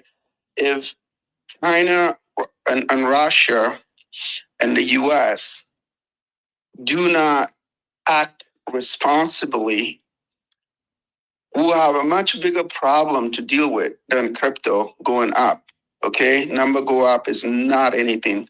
And I'm trying to be a little bit cryptic here, but what I would say is this, to your comment earlier, Larry, and this is just to give another counter perspective, okay? It's, what you said was all spot on, but I'm trying to look at it from the positive side, right? I don't know if you've heard what Putin said about what you were speaking about when Biden kind of finally gave the the go-ahead to test the thing. What Putin said was actually more significant, because he said he knows Ukraine doesn't have the capability. And what he means by that is the intelligence capability. So, and when it comes to conflict, the key to successful conflict for anybody that gets to win is having to be successful in targeting. And when you're targeting, you have to be accurate. And to be accurate, you have to have intelligence. And to have intelligence, you have to achieve coordination. So what Putin said was significant. And I think it reminds me of the GCF, which is the global financial crisis. I don't know if it was Alan Greenspan or somebody else, some guy, I forgot his name, in the Treasury. He said something about when they were, if you guys remember, it was Bush, Obama, they had this emergency meeting. Late John McCain had to they all had to stop their campaigning that week. And I think when they were looking for an open check, there was a statement about, hey, we need as much money as we can because the country is just going to go down, okay?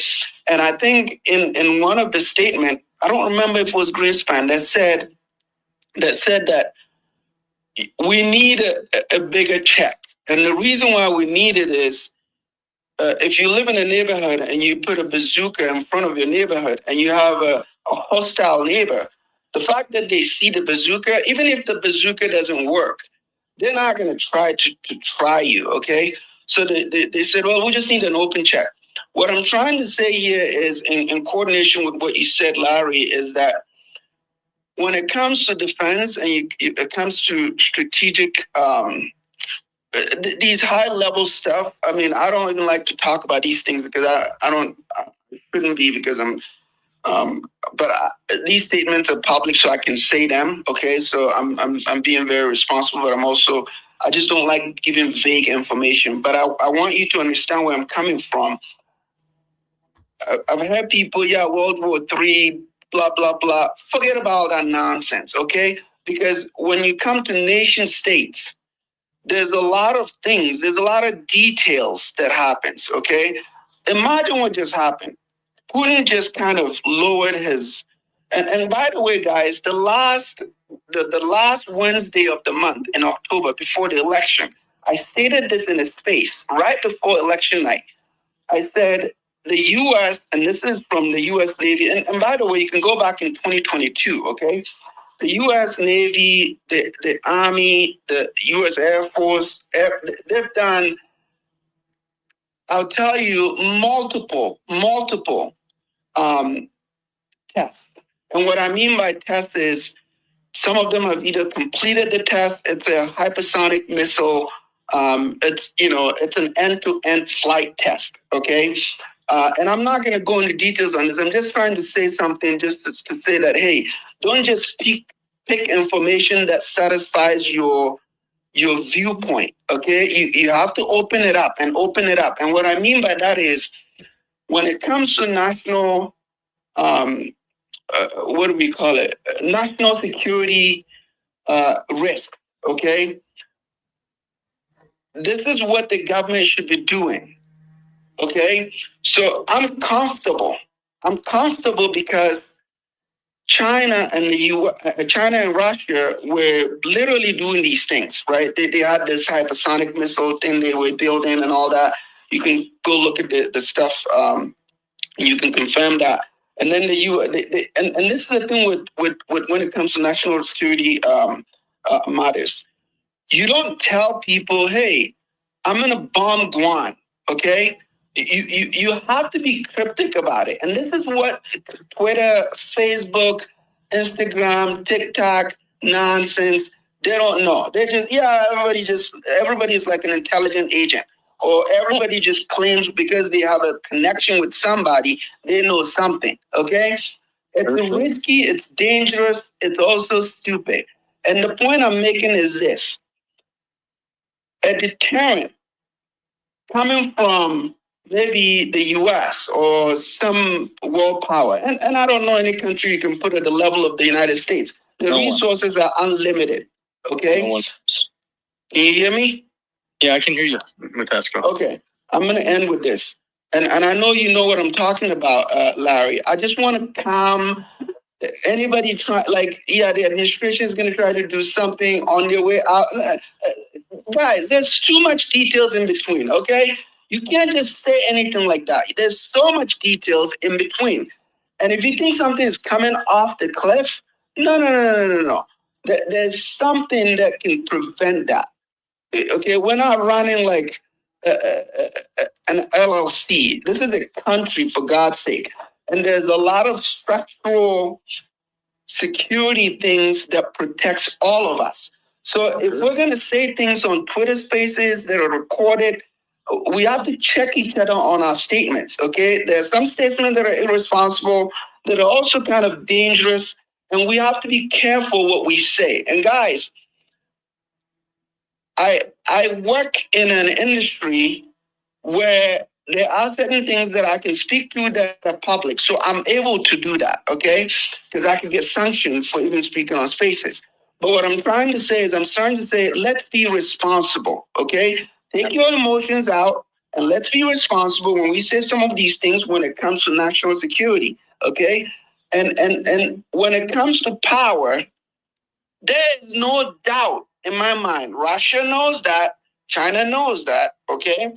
And I think what Putin said was important. And this is what Putin is trying to destroy. The successful coordination of intelligence by the United States. If Putin and China are able to successfully destabilize that, that's a big win for them, okay? That's a massive win for them. I love America. It's the greatest country in the world. I will forever love this country because here's what. Regardless of your differences and what you like or what you don't like, we have one country to protect, and we all have an interest in being responsible in the things that we say. I think this guy, Rick Edelman, wrote a book about crypto, and he literally blows through crypto, NFTs, Bitcoin. And this is the guy that started buying Bitcoin. He's a Wall Street genius.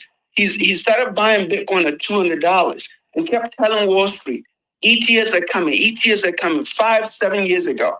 Nobody listened to him. Where are we now? The guy wrote in his book, he said, if you're worried about quantum, okay, if we ever wake up and we're worried about, oh my gosh, my Bitcoin private key is going to get cracked, we should probably be worried about a much bigger problem than that, okay? So what that means is you can go look up the government's Quantum Strategic Initiative, okay? This is a website you can go look up and look at how much funding is going into these things. When you see the type of investments that goes into these things, you shouldn't be hanging out on Twitter Spaces claiming, oh my gosh, we're going to all, no. It doesn't happen that way, okay? And now shut up. Larry, you get where I'm coming from. I just had to come up because I'm listening, I'm hearing, and I want to add this perspective to it because it's not that easy. It's not that dimensional. It's not even multidimensional sometimes. Sometimes it involves a lot of entanglements, okay? Yes. And it doesn't get solved by one person. Well, just take that. I wanted to say that you're spot on, but everything that I talked about was opposite, open source, so it's OPSINT. And it just was providing a macro for the holdbacks right now. Actually, there's some good news. The Chinese government went all in on the Russian government and North Korea because, as you know, China provides a lot of financial and material support to the North Korean government just to exist beyond the factors. And they are, we've had more, and this has a lot to do with crypto and DeFi as well. We have a lot of common ground now with the incoming office we have coming in, and they don't want any smoke. They want to have another period of financial prosperity because we had a global pandemic and all the gravitas that was surrounding that set us back quite a bit. And so we have the U.S. is a single largest power in the world. They have no budget. We've already attested to that. But I was just speaking on the macros of how, this is just a precautionary tale because people, what I was saying is we have this mess that was left when it could have easily been de-escalated by, through diplomacy or through talks. And to China's credit, China has went all out on sanctioning both Russia and North Korea on what they're doing, and has applied tremendous amount of both financial and diplomatic pressure based on. And this is beyond, usually it would be ideology first because they share a common ideology on the formations of their governments. But like you said, Matasco, you and I, we have, some like background. And so, like I said, some of the statements that we make on Twitter, everyone's listening in. There's no doubt about it. But on the macro standpoint, it's just that this is a holdback for more progress economically, not just for DeFi, but the world markets as a whole. And what I'm saying is it's not by accident. You and I both know that it's not an accident, right? And also there is, the face, right? You can't lose face. So it's a tit for tat. It's more ideology than actual implementation, right? It's arguable that this inclusion of 500,000 North Korean troops or less has made a huge impact. It really hasn't, because as you have attested to, we have the largest, intelligence and, information gathering mechanism in the whole world. And then we have, of course, one aircraft carrier could take on the world's army, one fleet, and that's a fact. And it's always been that way, right? So on the small scale, these are just major implications because an ICBM has been used. That is a fact. That's something no matter what scholar, and you and I are both scholars in this. An ICBM being used is a major escalation, but it's just a show of force for face. No one wants to lose face because this is more of this war has taken a lot of lives. We've had a lot of times to turn it down, but again, it's just like all the low intensity conflicts that we're involved in the world. Without war, we can't have progress. That's also a rule of economic development. We have major development based on the conflict and the technology that arises from these conflicts, and also the economic gains that come from the winners and losers. It's just like chess, right? And what I'm saying is, I totally agree with what you're saying, but as you know, and I want you to speak on this, so I just want to let everyone know that this is stuff that you can find on your own. It's just I have, and maybe myself and Matasco have a little bit more background to kind of give you an explanation on an analysis, right? So these just affect macros for us, but I'm just saying that we need to make sure that he gets in the office first, because we've never had a president go through so many impeachments where he didn't even admit fault. We had a couple other presidents that got caught red-handed, and they survived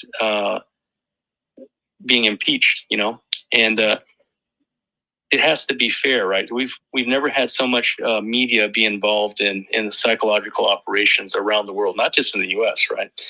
And so we live in a 24-hour news feed cycle where that has to be disrupted, and it's going to be. And it has to be done responsibly, though, so that we can have, and that's what's great about the U.S., that we have this first world problem here to talk about these issues and to bring disruptive information so that you can be more informed on what's actually happening in the world, right?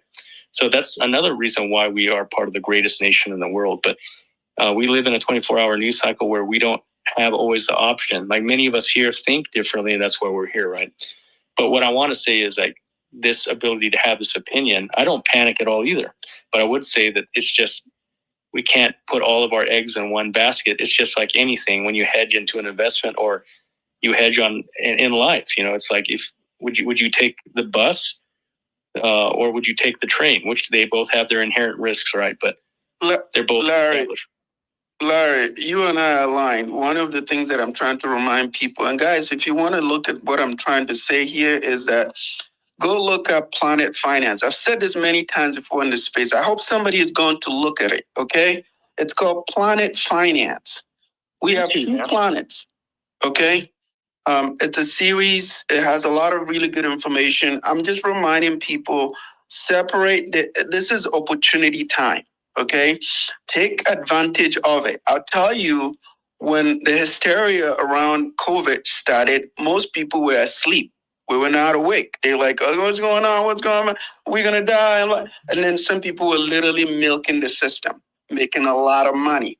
It sounds a little like crazy, but this is the world we live in. Do I think this is the best setup for crypto ever? Crypto, and not just crypto, remember, blockchain, AI, everything is kind of linking up. There's a lot of opportunities. Please pay attention to it and don't get distracted by anything. That's all I'm trying to say.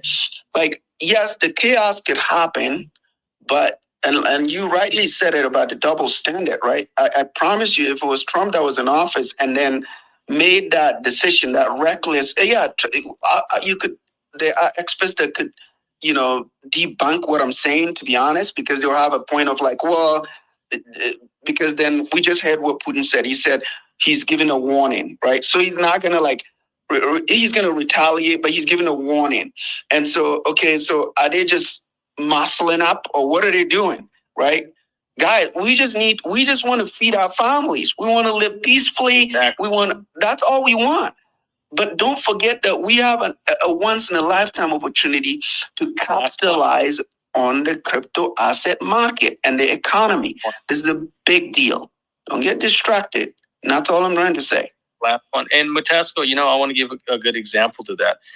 When Iran decided to use their strategic platforms, they gave a day warning and kind of gave an area of where they're striking at.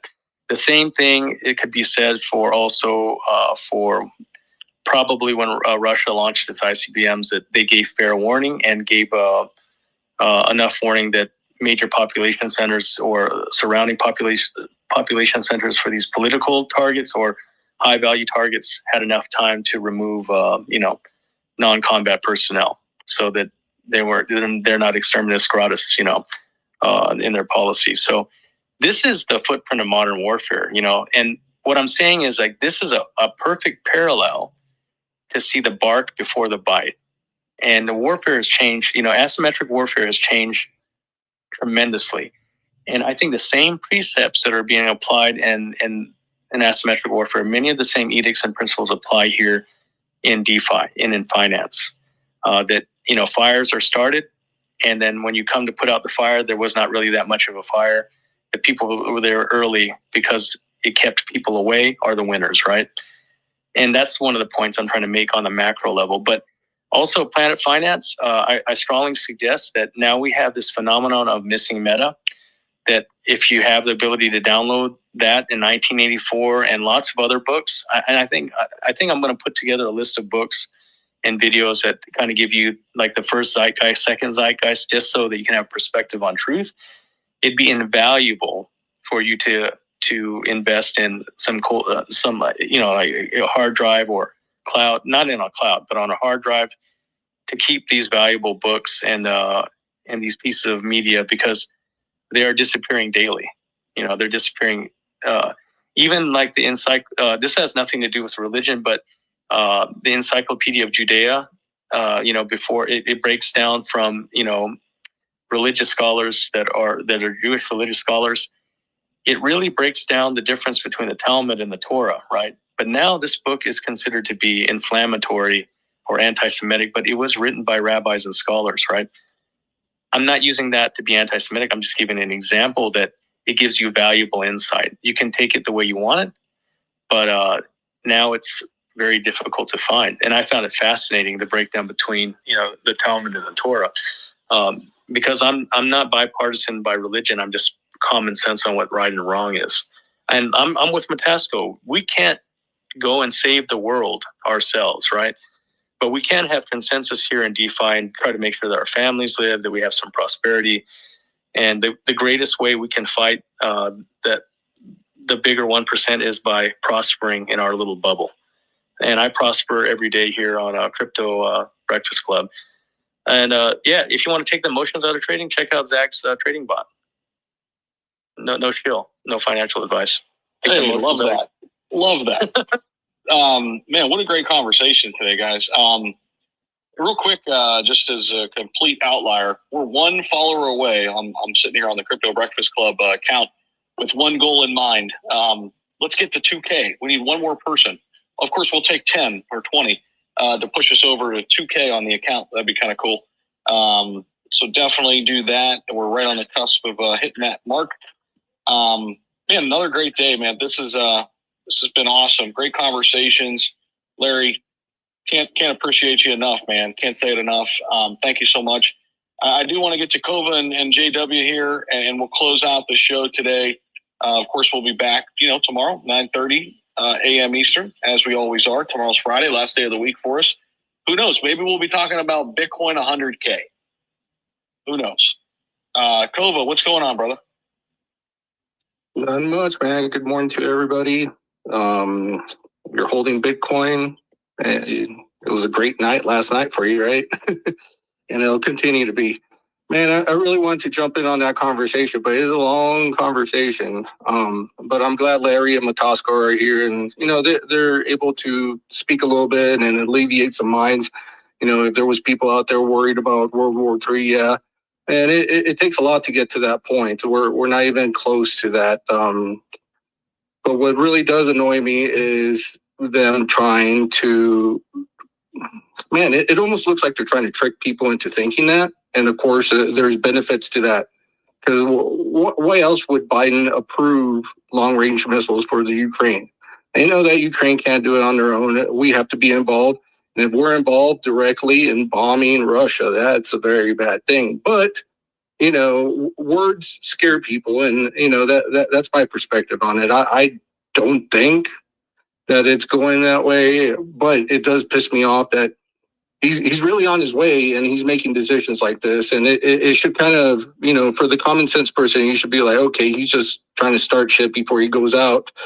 But, as we know, as we looked at the media and how people react and how they are brainwashed from mainstream media, it works, man. It works, and it sucks, and it annoys me and it pisses me off. But at the same time, for you people here that critically think and analyze and stuff, it's an opportunity. So, if bad news comes out, the charts go down, it might be a buying opportunity, no financial advice, but that's what I see. I'm like,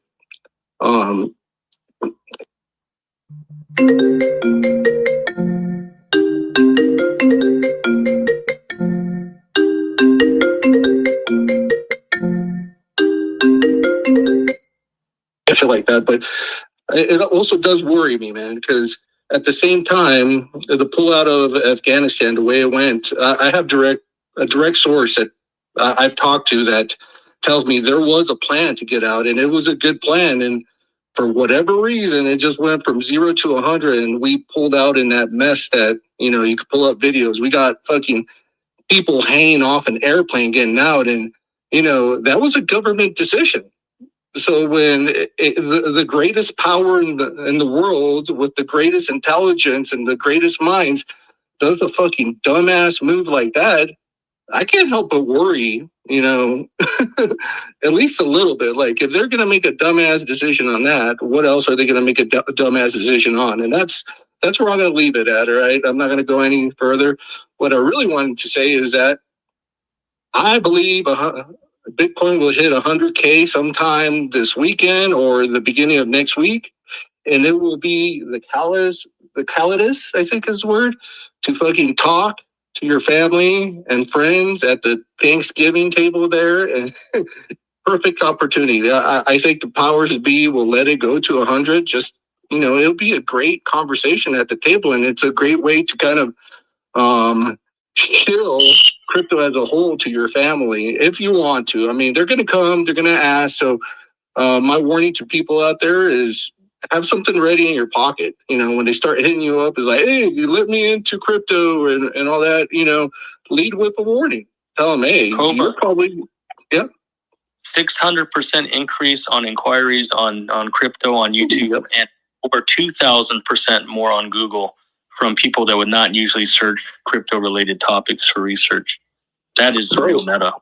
I don't even look at that. I don't research that stuff because I already know. I know human behavior. I know when pretty numbers like 100K, when they know that it wasn't at that level before, they're going to be like, oh, shit. Oh, fucking Larry, Matasko, Mar, Zach, they know about crypto. Let's go hit them up. I want to be a millionaire tomorrow too. But, fuck, we know that it's not like an overnight thing too. But just be ready. Start thinking about it right now. How are you going to warn your family about this? How are you going to fight them off if you don't even want to be involved? Because you've gone and talked to them about it. We all have, and they all looked at us cross-eyed. I know, because it happened to me. I tried to talk to my dad, my cousin, close people, and all I was doing is bring it up to them. I was reminded, I was not trying to get you to buy anything. All I was telling you is, hey, there's this new thing coming in or newer thing that might take off, and now it's taking off. So you still have to do your own research. You still have to take your own risks. No, I will not invest your money for you. That's your decision for your family to do. And that's that. All right. That's all I got to say, guys. I'll be back tomorrow. And yeah, great conversation. Thanks, Larry. Thank you, Matasco. Thanks to everybody in here. Bazinga. Let's get to JW Fitch before closing out. JW, I know you just DM'd me, but like an angel in the dark, your prayers are answered. JW, what's going on, brother? How are you, man? How are you, Zach? Zach, everybody, Fade. Yeah, I was kind of wondering if I was going to get in there to ask this question. But I am going to say one thing. To everything that you guys were talking about, it was all very good information. It was all very informative. My opinion is, if we go to World War III, we're not going to have to worry about crypto anymore. We're going to have to worry about anything because we're not going to be around. With that being said, I would love to hear about your project, Paige. I want to hear about Nova. I heard a little bit. Not my project. Zach found it. I'm not the dev here. I'm a humble community member like yourself. All right, well, whatever. I want to hear about it. Hey, before they say anything, though, Zach has some great packages for shilling your project on the show. So just hit him up if you want to shill your show. I'm just fucking with you guys. Yeah, I would really like to hear about it. No, I'm going to give the floor over to Zach. The only thing I'm going to say, and like I said earlier today, I'm not going to really talk about it too much because the numbers speak for themselves. It hit 250,000 yesterday. Zach called it at 500. It might be the greatest call on the show, to be honest with you. Like, not because we're running, he's running it, but like just number-wise, $500 to 250,000 called on this show. And if you didn't get in, sorry, I don't know what to tell you. It's still early. We're not even past 1 million yet. But that's all I'm going to say about that. Zach, I'm going to give you the floor, buddy. All right, let's go. All right, so yeah, I found this project on the show the other day at a $500 market cap. I think the liquidity was like 230 or something ridiculous. And people got into it, and then it was running. It was running on the show like crazy, which is really good. That's not...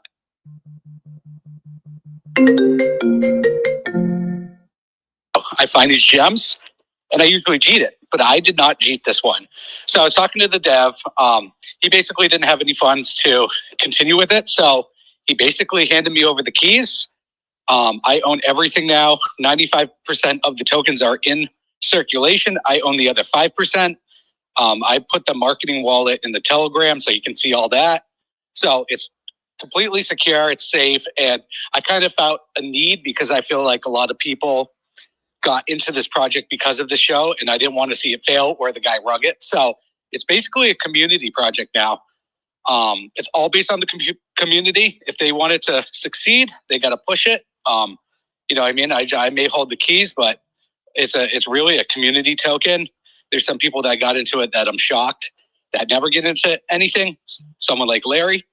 So we're going to run this puppy up. You know what I mean? I think once altcoin season comes, it's going to be extremely bullish. It's still super early. So it's a community token and I will push it. So pretty excited about that. But yeah, it was crazy to find a gem literally at $500 market cap. Usually you hit them around 250K or $1 million or even 10 million or even a safe play like Zach was talking about 100 million. But this is so super early and it's on Solana. Gas fees are really cheap. And once altcoin season hits, I think it's going to pump. So check it out. It's up in the bubble if you want to join the Telegram. I will do a giveaway at some point, but I'm trying not to show this too much, but I felt like, a lot of the CBC people got involved. So I felt like it was necessary to take it over because I called it and I don't want to see people wrecked. All right, man. Just a quick question, man. At $500, what attracted you to this? Like, I look at it And okay, Nova Chain, it's not funny or anything. Just, just for insight, what attracted you to this, and made you want to jump in? Yeah, because no, really, it was supposed to be a layer 2 being built, and I'm like, dude, this is like how Pepe got, how Pepe became millionaires, SHIB, Doge, that kind of thing. And I really thought there was some huge value to it. And I saw it, and I was literally the 16th holder. And I'm like, I'm so fucking super early. I'll put a couple $100 into this and let it ride. No risk really at all. So, and then it fucking mooned. And then the dev really didn't have funds to continue it. So we made it a community token. So the name caught my attention.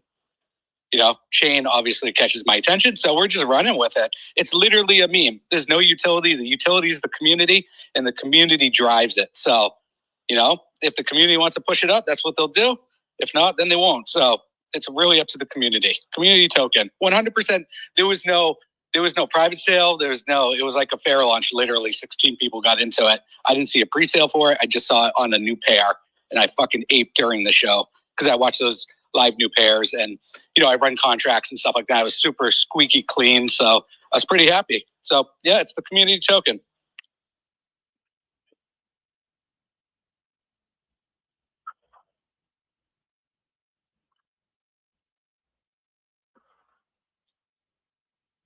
Yeah, I mean, at $500 to $120 in 3 days. Imagine what it's going to do when it's altcoin season. Not financial advice, but fuck it, run it.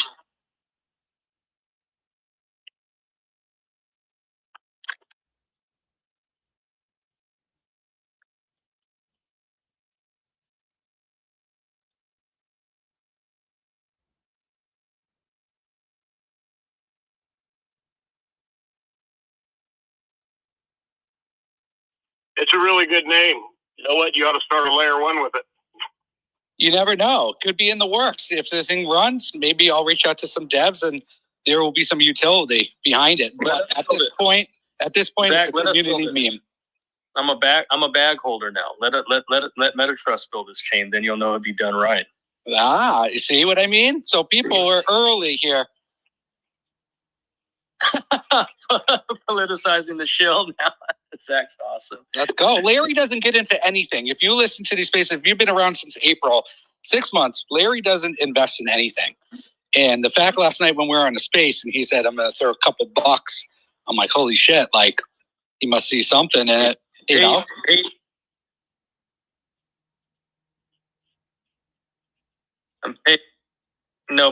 Peer pressured me. He kept trying to get me to buy 10,000, right? 10,000. And paid though, you could come to Korea and try to hand me that ass whooping, but some people know me here IRL. You might be quite surprised that probably might not happen. Well, I can almost guarantee. Please, and videotape it. Somebody have a phone to record it.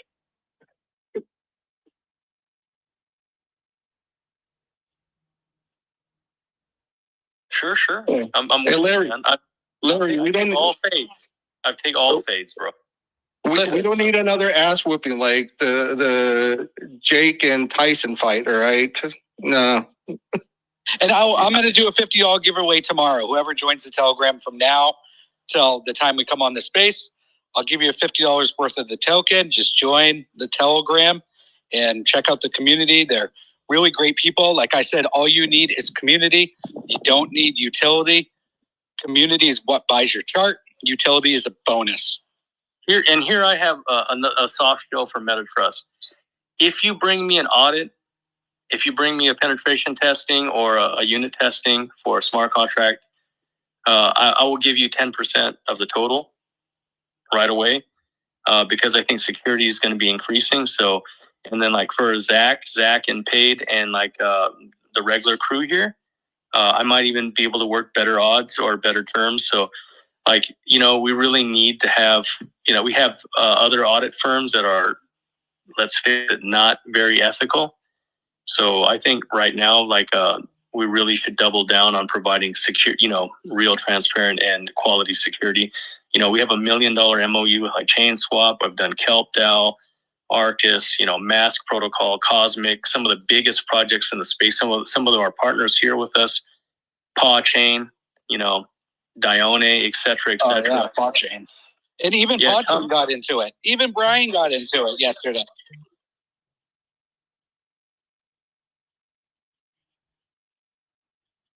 They did. And I do, Paid, and I do want to clarify one thing. Zach Humphries has nothing to do with this. Oh, he doesn't? I thought. He may be an investor, I don't know, but he has no part of it. Man, I saw Michael. I mean, when I saw Mike and Zach and Paid running it, that's what made me kind of like interested. Like, oh, and then Alpha Wolf. Alpha was like, come through, and I seen a whole bunch, like a crypto postman, et cetera, came through, and I was like, wow, what's going on here? Yeah, the space. Yeah, yesterday's space. Well, yeah. Let's clarify. I'm the dev behind it. No one else, anyone else is community, they help, but that's it. I want to put that out there. So if the spaces used to spaces, that's because they were hosting it and promoting the community. But overall, I hold the keys. Yeah, Zach, when I was shocked. Thank you for answering my question, brother. I really appreciate it. I'm going to get out of here. I got to go to work. So you guys take care. It's been a pleasure listening to you as always. So with that, I'm going to go, and you all have a good day. Have a good day, man.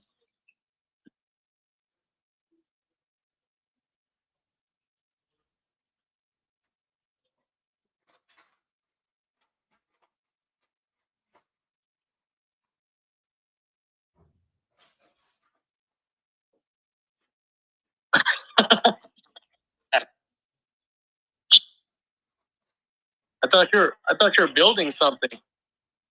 No, I thought he was cleaning a gun or something, or taking the.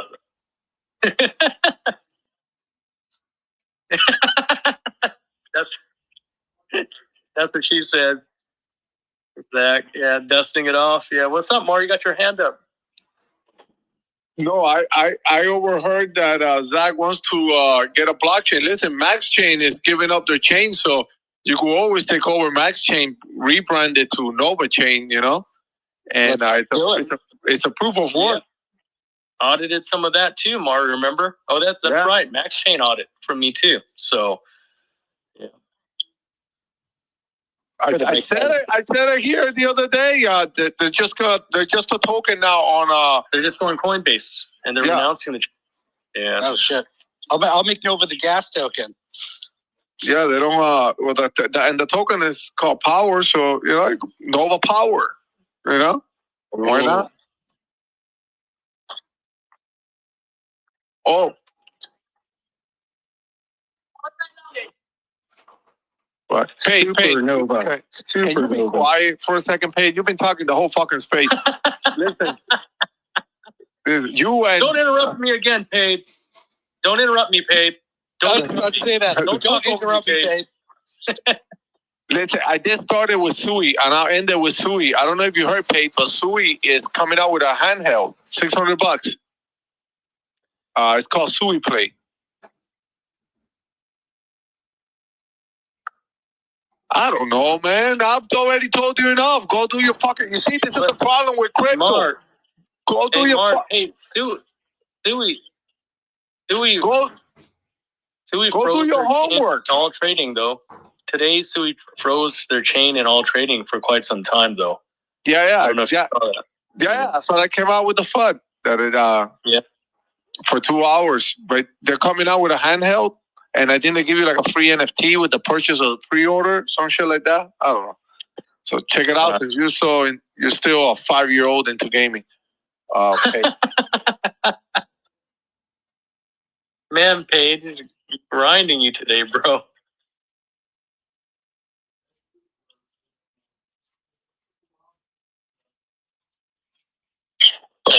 What's up, guys? I love the energy in here. It's like a radio morning show. And Zach, my friend, that California sun sounding real good. I'm in Norway. It's freezing, -6, snow everywhere. Guys, I just wanted to tell you, I heard a couple of my colleagues from the Kai Cam family come up and speak too passionately earlier. I just wanted to tell you that if you were offended by any means, I would like to apologize because we like you guys very much. We would like to have this tone always because you're always transparent. You always invite people to come up and speak, guys. So yeah, much love to you. And it's always that heated discussion, you know, when somebody talks about ETH and Solana, you know, Samsung or Apple. It's always a heated discussion. I think there is a word where, you know, we can coexist. All the ETH maxis and the Solana maxis. Soon we will have the Sui maxis as well. So much love to you guys. Keep up the good work. Well,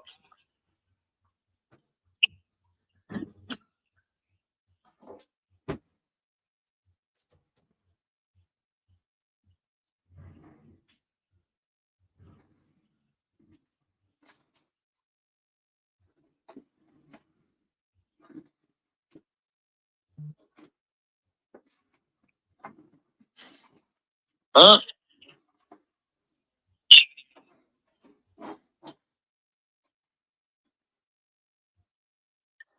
It sounds like you're moving crazy. Sounds like you're doing dishes. You need to yell at your background noise, Zach. Stop interrupting me, background noise. Don't talk over me again, background noise.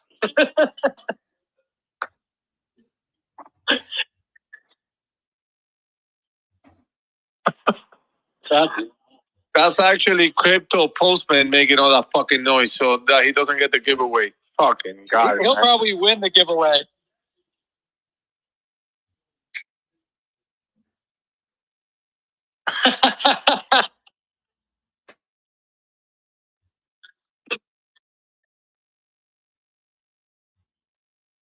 Oh, amazing, man.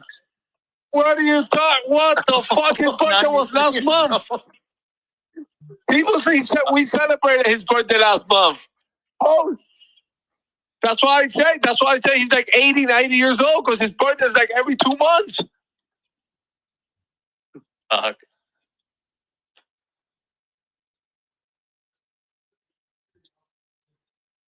Yeah. Just wanted to quickly say thanks for the giveaway.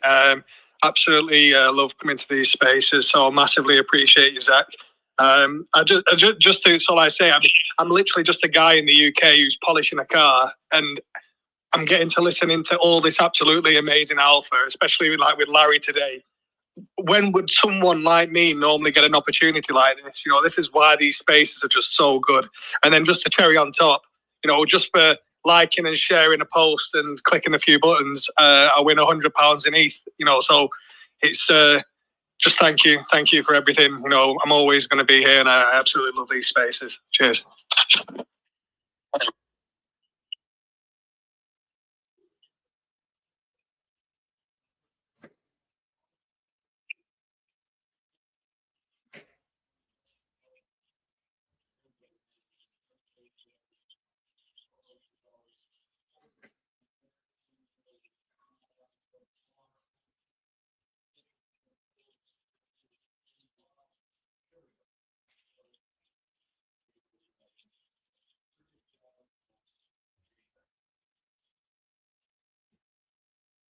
Adios.